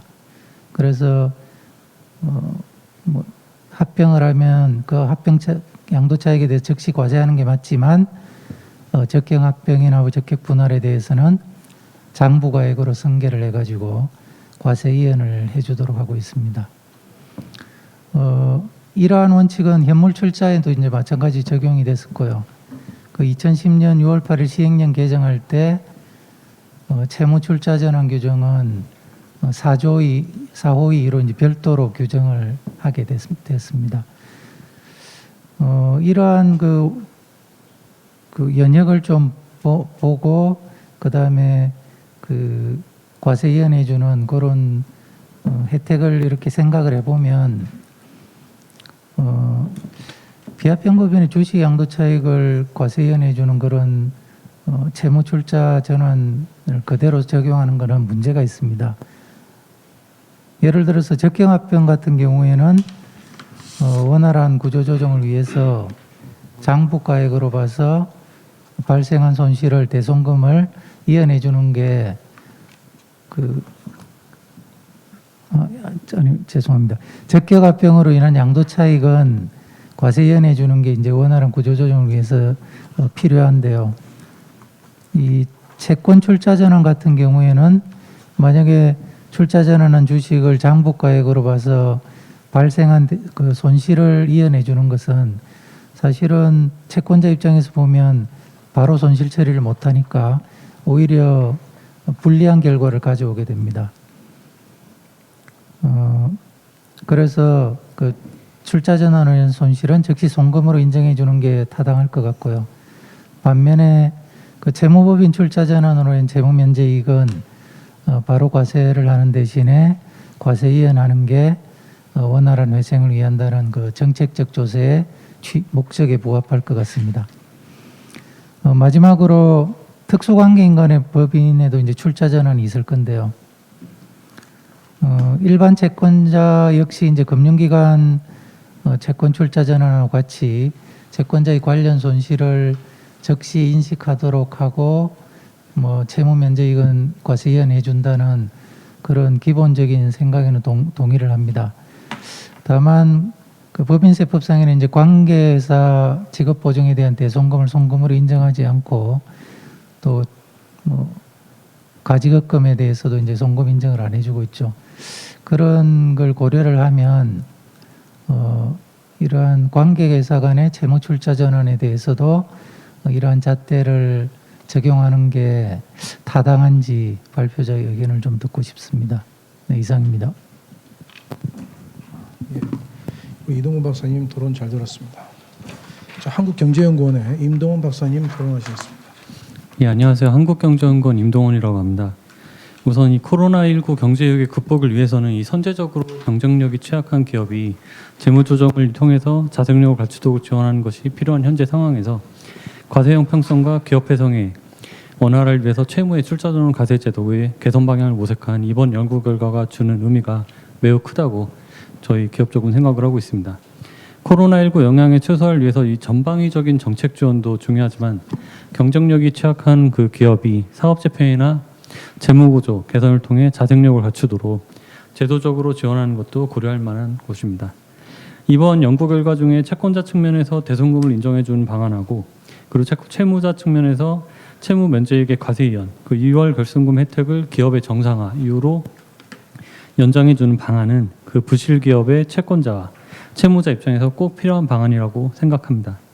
본 토론자는 기업 입장에서 이 채무 출자 전환 과세제도 개선 방향에 대한 몇 가지 첨언을 드리고자 합니다. 첫 번째는 일반적인 채무 면제액 과세 이연 부분입니다. 현재 2021년까지 법인이 사업 재편 및 재무구조 개선 계획에 따라서 금융기관, 이 금융채권자가 될 것입니다. 금융기관으로부터 채무의 일부를 면제받은 경우에 그 채무 면제액은 3년 거치 후 3년간 분할해서 입금에 산입하고 있는데 이번 연구 결과에서 지적하듯이 두 가지 문제점을 가지고 있습니다. 첫 번째, 조세 혜택 수준에서 경제이익 하에 기업 정상화라는 그 목적을 달성하기 위해서는 3년 거치 후 3년 균등 분할 이란 제한적인 세제 지원보다는 기간에 제한 없이 과세를 이용하는 것이 타당하며 이것이 정책적으로도 가능할 것으로 보입니다. 일본의 경우를 보면 회사 갱생 절차나 민사 갱생 절차에서 채무 면제액이 등이 발생한 경우에 2월 결손금 산입을 통해서 세제 지원해 주는데 기간에 제한 없이 그리고 과거 결손금 발생액과 상계를 허용하고 있어서 국제적 비교 측면에서도 우리나라의 조세 혜택이 다소 부족한 것이 아닌가 이런 생각이 듭니다. 일본 법인세법 제59조 1에 따라서 회사 갱생 절차상 일정한 경우에 해당하여 채무 면제액 등의 이익이 발생했다면 해당 이익은 입금 처리하되 2월 결손금 산입을 통해서 최대 전액을 공제할 수 있습니다.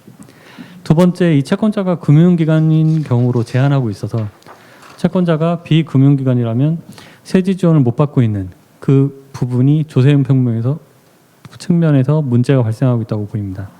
연구 결과의 개선 방안처럼 채권자가 그 비금융기관인 경우에도 동일한 과세 이연 혜택을 주는 것이 타당할 것으로 보입니다.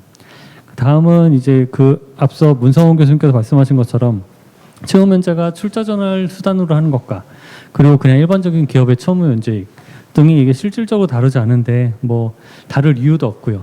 그거에 대해 세법상 대우를 하는 것에 대해서 동일한 좀 대우를 할 필요가 있다고 생각을 합니다. 그리고 두 번째는 기타 사업 재편 및 재무구조 개선 지원세제의 상시화 부분인데요.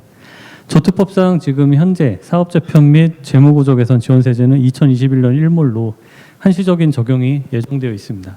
그래서 상시화 여부가 좀 논의가 필요하다고 보이는데요. 사업 구조조정 이 과세 특례들은 이 별다른 논의 없이 일몰이 계속 연장되고 있고 사업 재편 및 재무구조 개선의 수요는 계속적으로 발생을 하고 있습니다. 특히 올해에는 기업들의 그 기초 체력이 저하된 상태에서 코로나19의 그 생산, 소비, 수출 충격이 발생했고 많은 기업들이 구조조정을 추진 중이며 자금난으로 줄도산이 우려되고 있습니다.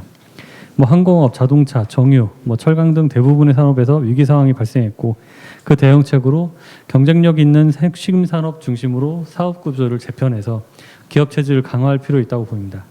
따라서 이 재무구조 개선 지원 세제는 다른 주요국의 세제와의 비교 또는 뭐 지원 대상의 필요성 측면에서 상시화하는 것이 타당하다고 보이고요. 주요국 모두 지원의 차이는 있지만 사업 구조 조정에 대한 과세 특례를 적용하고 있고 뭐 대상 기업 증감의 예측이 불가능하기 때문에 제도가 상시화되는 것이 필요하다고 보입니다. 특히 올해 같은 경우에는 더 급증할 수 있는데 주요 원인인 그 경제이익이나 불황은 예측할 수가 없고요. 그리고 또한 금융감독원이 매년 그 정기 신용 위험 평가에 따른 부실 증후기업을 이렇게 발표하고 있는데 2018년부터 부실 증후기업이 증가하고 있고요. 특히 중소기업은 2017년부터 증가하고 있습니다. 올해는 당연히 코로나19로 인해서 더 많은 기업들이 부실 증후기업이 될 수 있기 때문에 재무구조 개선을 지원할 제도가 상시화되어 있다고 보입니다. 사업재편 지원세제도 그 필요성이 커지고 있지만 이 사업재편 지원세제는 원샷법이 한시법이기 때문에 우선 원샷법을 상시화하고 그 이후에 상시하는 것이 맞다고 생각합니다. 이상입니다. 예, 말씀 잘 들었습니다. 마지막으로 우리 그 최영록 박사님 토론 듣겠습니다. 네, 최영록입니다. 이 어려운 부분 상당히 어려운 분야입니다. 이 채무자 출자 전환 부분이 상당히 어려운 부분인데 이 부분에 대해서 다양하게 분석하고 이 개선 방안까지 도출해 준 부분에 대해서 감사를 드립니다. 그리고 개인적으로는 이 출자 전환에 대한 이 과세 문제가 처음 그 해석을 할 때, 2004년 정도로 기억을 하는데 제가 이 담당 과장으로 있었습니다. 그래서 지금 다시 보니까 상당히 감회가 새롭습니다. 이 채무 출자 전환에 대한 과세는 그 현행 세법상 이 두 가지 측면, 그러니까 이 채무 면제 일종이라는 측면, 그래서 채권자의 어떤 채권 포기 문제, 그다음에 채무자의 채무 면제 부분, 이익에 대해서 그럼 일반적인 채무 면제와는 어떻게 달리 이 과세를 해야 되냐 하는 측면에서의 어떤 과세 형평, 그다음 조세 회피 방지 측면이 있을 수 있고요. 또 하나는 이 출자 전환으로 인해서 어떤 기업의 재무 구조가 건실화되고 또 회생을 할 수 있다는 그런 구조조정 차원에서 그 구조적인 원활화를 어떻게 지원할 것이냐 하는 이 두 가지 측면을 그 균형 있게 그다음에 어떻게 조화시킬 것인가의 어떤 그런 문제라고 생각을 합니다.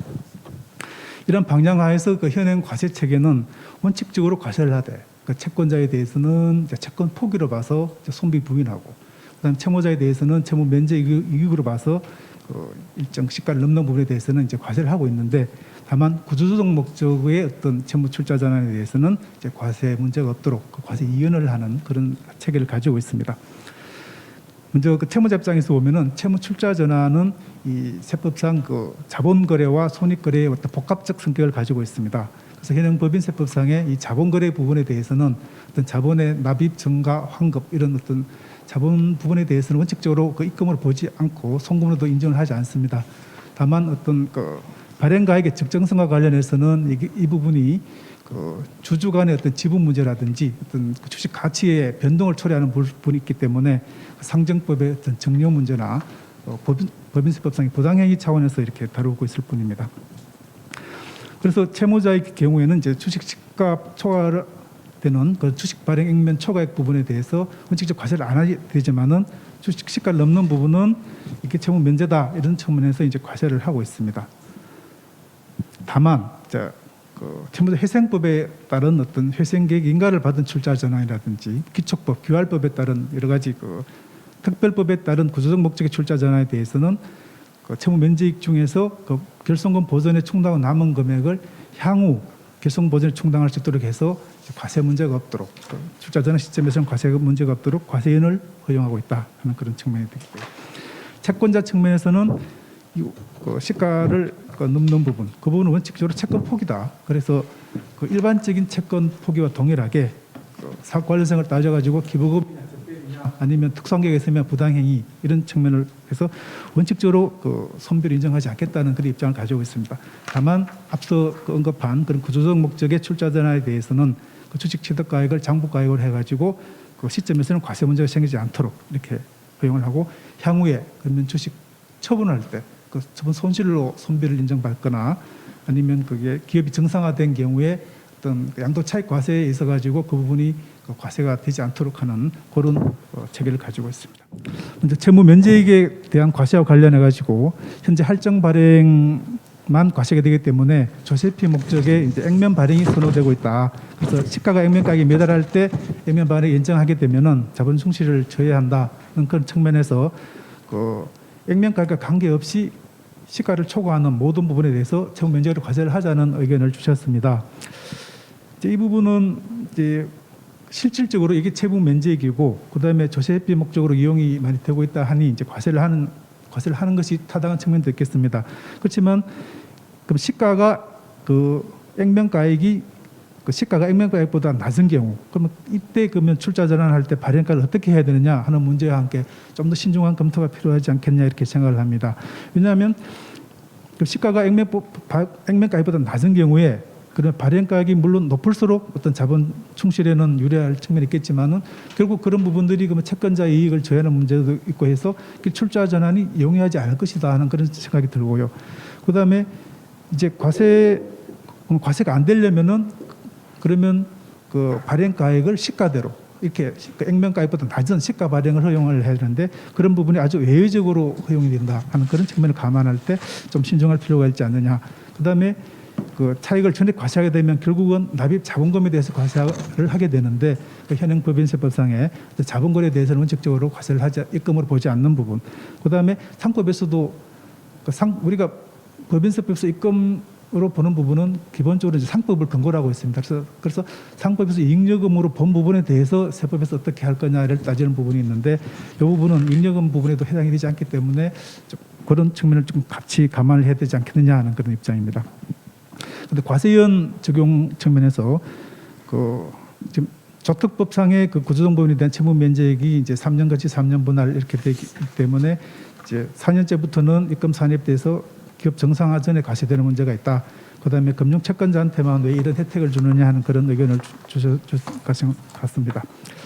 먼저 현재 그 결성금 보전고는 이제 회생 계획 인가를 받은 그런 출자 전환 같이 이제 구조적 목적의 출자 전환에 대해서는 향후 결성금 보전 충당을 이용해 가지고 원칙적으로 이제 과세 이연 혜택을 주고 있습니다.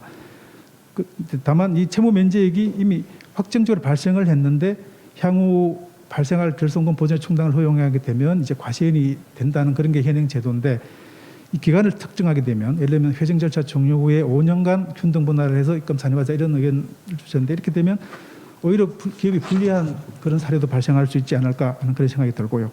그다음에 지금 이런 현행 저특법 조문은 이제 금융 채권자에 대해서 출자 전환뿐만 아니고 모든 채무 면제에 대해서 다 이렇게 동일하게 적용되는 부분인데 이 출자 전환뿐만 아니고 모든 채무에 대해서 이렇게 같이 이렇게 하는 게 맞는지 그런 측면을 좀 봐야 될 것 같다 그런 입장입니다. 그다음 채권자 측면에서 그 대손금 인정 요건을 좀 완화하는 게 맞지 않느냐. 그래서 채권자의 그 대손금 인정을 위한 구체적 기준이 필요하고 이제 구조조정 법인에 대한 출자 전환 손실은 대손금에 포함하자 하는 그런 의견을 주신 것 같습니다. 이 대손금으로 인정하는 부분은 현행 그 법인세법이나 소득세법 이런 데 보면은 이제 파산, 소멸시효 완성 뭐 등등 같이 회수 불능으로 확정된 그런 부분에 대해서 아주 좀 외외적으로 이렇게 하는 부분인데 그런 부분을 감안하면 이 출자 전환을 해서 대손 사유를 확대하는 건 좀 어렵지 않느냐. 다만 현행 체계처럼 어떤 구조적 목적의 출자 전환에 대해서는 취득가액을 이제 장부가액으로 해가지고 이 과세연하는 그런 체계를 갖추고 있습니다. 물론 과세가 없도록 하는 부분인데 이 부분에 있어가지고 현재 적용이 되는 그 채무자 회생법, 기촉법, 기활법 이런 특별법에 따른 것만 하고 있는데 그런 부분에 좀 더 추가할 수 있는 부분이 있다면은 이제 검토가 가능할 수 있지 않을까 하는 그런 입장입니다.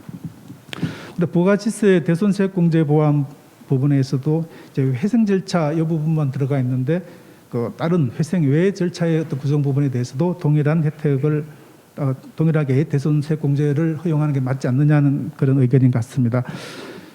원칙적으로 이제 법인세법상에서 대손 처리하는 부분이나 이 부가세법에서 대손세액 공제하는 부분이나 이제 같아야 되는데 보니까 19년 2월에 이 대손 사유에 추가해서 이 회생계획 인가를 받은 부분, 이 부분을 대손세액 공제 대상에 이제 추가를 해놓은 것 같습니다.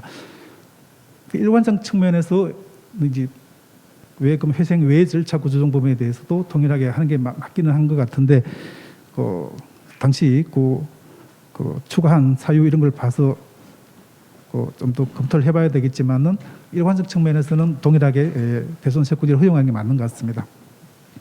그다음에 또 간주취득세 면제 이것도 왜 금융기관만 이렇게 하느냐 하는 그런 의견을 주셨는데 이것도 이제 지방세 특례제한법에서 보니까 이 아마 금융기관에 대한 하나의 그 한시적 예외적 그런 측면이 또 있는 것 같습니다. 있는 것 같은데 그런 측면이 아니라면은 그 일관성 측면에서 동일하게 면제를 하는 게 맞는 것 같습니다. 종합적으로 말씀을 드리면 원칙적으로 이 조세 과세 형평, 그다음 조세 피해 방지 측면, 그다음에 구조적 원활화 측면 이 두 측면에서 현재 그 구조적 목적의 그 채무 출자 전환에 대해서는 원칙적으로 이제 과세 문제가 없도록 과세 이연 혜택을 주는 방향으로 현행 제도가 설계가 되어 있는데 앞으로 지속적으로 주신 이런 여러 가지 연구 결과를 참고해서 지속적으로 보완 발전될 필요가 있다고 생각이 듭니다. 이상입니다.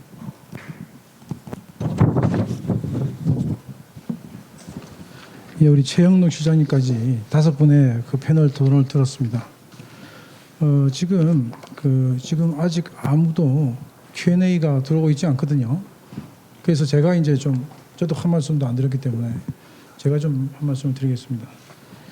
저는 이제 채무의 출자 전환이라고 하는 것을 볼 때 어떤 생각이 드냐면, 이 말은 우리가 채무의 출자 전환이지만 이것이 채권자 입장에서 자발적인 것이냐 하는 겁니다. 대부분이 비자발적이거든요.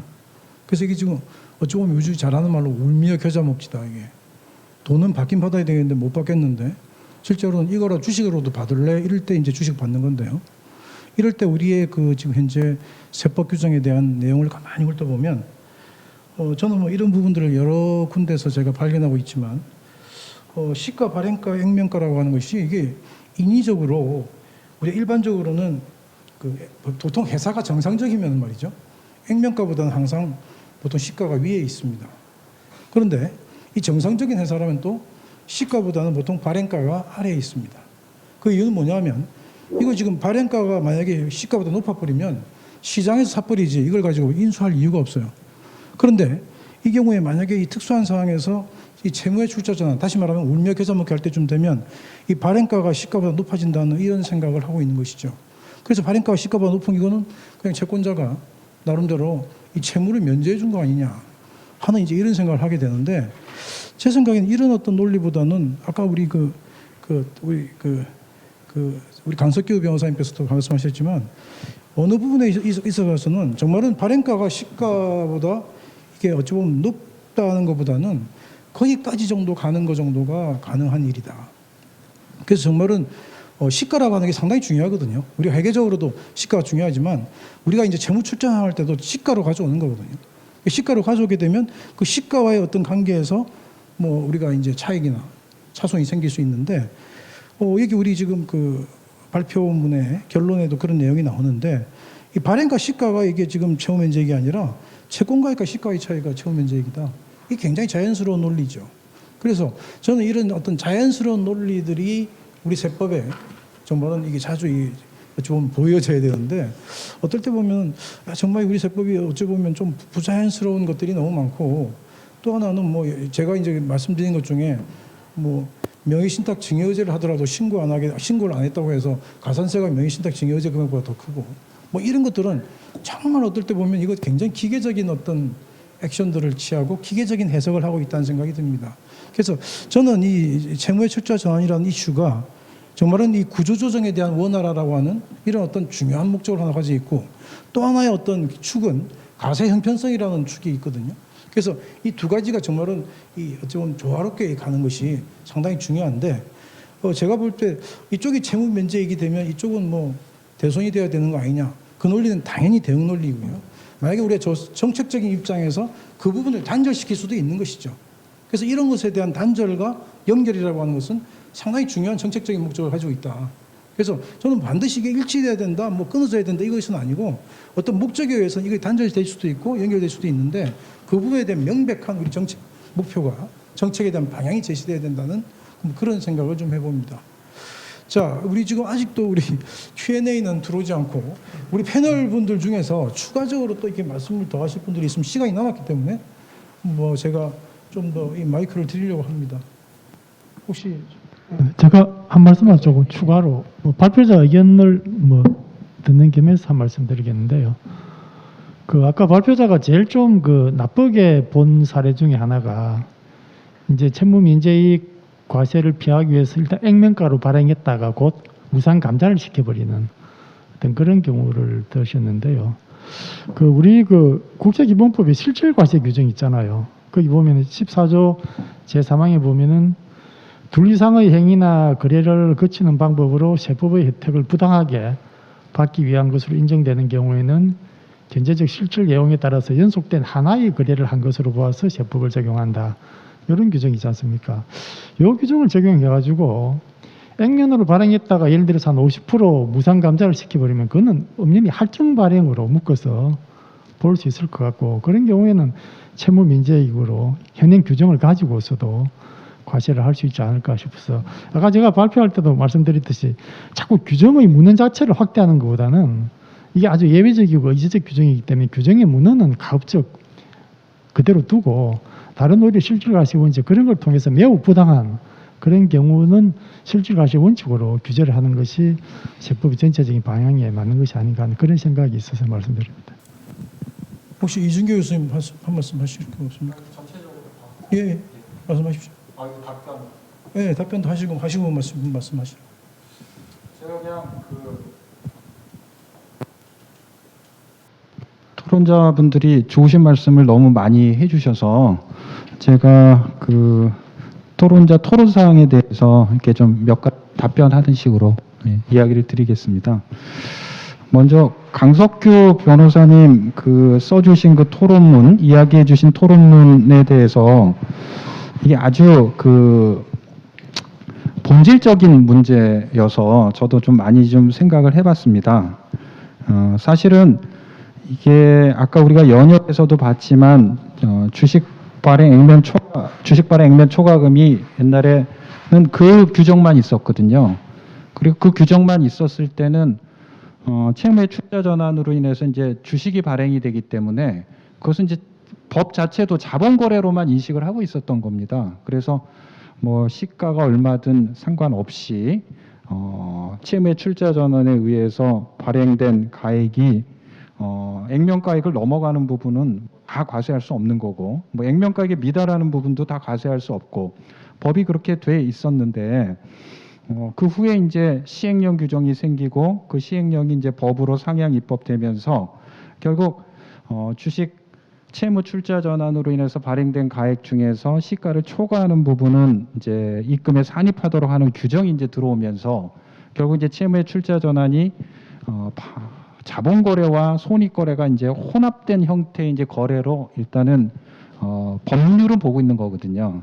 그런데 과연 그러면 당사자들의 의사는 어떨지는 각 거래마다 다 다를 것 같아요. 예컨대 채권액이 시가보다 이제 훨씬 크고 한 거래에 있어서 과연 채권자의 의사가 그다음에 채무자의 의사가 뭘까? 과연 그 채권액 전체 예컨대 이제 시가가 한 10이라고 생각하고 채권액이 한 100이라고 생각을 하면 100을 다 자본금으로 납입하는 게 당사자들의 의사인지 아니면은 10에 해당하는 시가에 해당하는 부분은 자본금으로 납입하고 채권액과 시가의 차액에 해당하는 90 부분은 채무 면제를 하는 게 당사자의 의사인지 이거를 명확하게 알기는 굉장히 어렵거든요.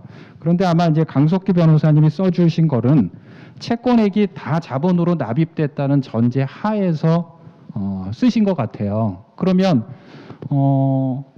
실제 한 10에 해당하는 주식을 나는 100에 인수했으니까 이게 고가로 인수한 거거든요.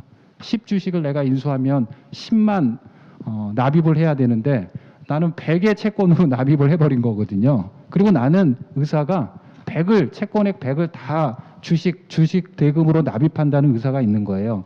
그때는 신주의 고가 인수인 거죠. 고가 인수가 되면 다른 사람들과의 관계에서 뭐 증여세 문제나 부당이익 계산 문제가 생깁니다. 그런데 이제 제가 생각할 때는 그런 것들을 일일이 다 개인적인 의사를 확인해서 법률 적용하는 것은 너무 어려우니까 시행령 그 법에 있는 단서 규정은 뭐냐면 결국은 시가까지만 자본금으로 납입된 것이고 시가를 초과하는 부분은 채무 면제했다고 그냥 일률적으로 규정을 한 거예요. 저는 그렇게 생각을 하거든요. 그렇다라고 하면 시가보다 채권액이 더 높은 경우에는 그거는 법에서는 최소한 입법자는 그렇게 이제 그 발행가액을 시가를 초과하는 부분은 채무 면제라고 했으니까 신주의 고가 인수 문제는 없지 않을까 저는 이제 그렇게 일단 생각을 했고요. 그래서 만약에 이게 그렇지 않으면은 이게 과연 신주의 고가 인수 만약 시가 부분만 인수됐다라고 보면 고가 인수 문제가 없지 않습니까? 시가만 자본금으로 납입한 거니까. 그리고 그 초과하는 부분은 자본금으로 납입된 게 아니라 채무를 면제했기 때문에 고가 인수 문제가 안 생길 것 같아요. 그래서 약간 좀 전제 자체가 조금 다르지 않나. 그렇지만은 앞으로는 뭐 그런 식으로 뭐 규정을 만들거나 또 그런 식으로 파악해보는 것도 가능하겠다는 생각은 들었습니다. 그 다음에 문성은 교수님도 굉장히 좋은 말씀을 많이 해주셨는데 이게 이제 채무 면제 이익을 기존 이제 2월 결손금하고 상계를 해도 남는 부분은 이제 우리는 이제 일반 법인 같은 경우는 이제 과세되게 돼 있고 그 다음에 구조조정법인은 이제 2월 하는 게 가능하도록 돼 있는데 이제 미국 같은 경우는 아마 이제 그런 경우에도 다른 이제 세무상 원가를 감소시켜서 과세를 이연하는 방법을 쓰고 있는데 이런 것들은 우리가 뭐 구조조정법인을 지원한다는 차원에서는 한번 고려해 볼 수 있는 좋은 아이디어라고 생각을 합니다. 저희도 사실은 그 미국 법을 검토를 했기 때문에 이런 부분도 한번 개선 방안에 포함시킬 것을 한번 검토를 해봤지만 제도 자체가 너무 복잡해지는 거서 복잡하고 지금 이제 향후에 2월 결손금으로 이제 공제할 수 있도록 돼 있기 때문에 이제 포함시키지는 않았지만 좀 상당히 좀 고려해볼 만한 거라고 생각을 해보고요. 그다음에 이제 저는 이 채무자하고 채권자의 아까 좌장께서도 얘기하셨지만 이거를 대칭시키는 것이 좋은지 단절시키는 것이 좋은지 이 부분은 이제 문성훈 교수님도 얘기를 하셨는데 사실 채무 면제 이익이 발생하면 그에 대응해서 채무가 면제됐기 때문에 채권자에게는 대손금이 생기는 것이 굉장히 이제 자연스럽거든요. 그런데 우리 법은 그거를 인위적으로 지금 이제 단절을 시켜놓은 것이 그 법인세법 시행령 72조의 4 그 주식의 취득가액 규정 가지고 단절을 시켜놨거든요. 그래서 채무자에게는 채무 면제이익이 발생하지 않고 채권자에게는 대손금이 발생하지 않습니다. 채무 면제이익이 발생했는데 그 시점에서는 이제 과세가 안 되는 거죠. 그런데 왜 이렇게 해놨을까? 예를 들면 실제 사안을 보면 채권자 입장에서 굉장히 불합리해 보이는 경우들이 있거든요. 예컨대 주식 그 가치가 전혀 없는 경우에 출자 전환한 경우에도 대손금으로 인정을 못 받는 경우들 그런 경우들이 있는데 그건 아마도 채무자에 대해서 채무 면제이익을 인정은 하지만 그것을 과세 이연하거나 특례를 적용하기 때문에 채권자에게 대손금을 인정한다라고 하는 것은 이제 세수 이런 측면에서 이제 조금 그 정부로서는 조금 받아들이기 좀 어려운 점이 있지 않았을까 하는 생각은 들지만 그렇다 하더라도 구조조정법인 같은 경우에는 정말 주식의 가치가 없는 경우에 출자 전환한 경우에는 대손금으로 인정하는 것이 타당하지 않을까. 꼭 채무 면제이익에 대한 과세 특례를 채권자의 희생하에 하는 게 과연 타당한지 채권자는 채권자 나름대로 좀 어려운 사정인 것인데 채권자에게도 법리대로 그 세법 적용을 하는 것이 세무 처리를 하도록 하는 것이 타당하지 않을까 하는 생각이 들었습니다. 그다음에 이동건 전무님 말씀 역시 그 법인세법 시행령 72조 그 취득가액 관련해서 역시 채권자에게는 굉장히 좀 불합리하다는 거고 그래서 전환 시점에 있어서 주식 가치가 굉장히 없는 경우에는 대손으로 인정해 주는 것이 타당하다는 점은 뭐 교수님, 예. 이 시간이 조금 촉박한 것 같아서요. 예. 지금 Q&A가 또 들어와 있어요. 지금. 네, 알겠습니다. 네. 좀 제가- 간단하게 줄이도록 하겠습니다. 마지막으로 그 최용록 그 실장님 하신 말씀은 사실은 이제 액면 발행이 그 용인이 되고 있는데 액면 발행에 대해서 어떻게 해야 될지가 사실 저희 연구에서 굉장히 중심적인 부분 중에 하나일 것 같습니다. 사실은 액면 발행이 돼서 어떻게 보면 채무의 출자 전환이 좀 활발하게 이용되고 있는 측면, 즉 채무 면제액에 대한 과세가 이루어지지 않아서 그런 측면이 조금 있을 수 있는 것 같은데 그 부분에 대해서 액면 발행이라 하더라도 채권액과 또 시가와의 차익에 대해서는 과세하는 게 실질에 맞아서 그런 식으로 제도를 바꿔야 된다라고 하면 오히려 채무의 출자 전환 이용에 좀 장애가 되지 않을까.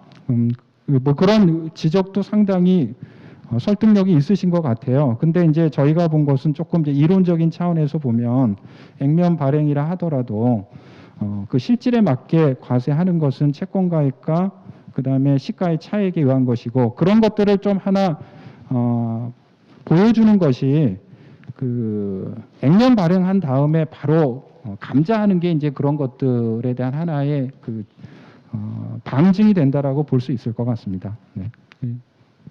여기까지. 예, 감사합니다. 지금 보니까 Q&A가 2개 들어와 있어서 제가 이제 이제 자장으로서 이제 지금 아직 이재우 상무님 아직 말씀 못했는데 하나 그냥 질문에 답변을 하시죠 뭐. 여기 우리 그 첫 번째 질문이 그겁니다.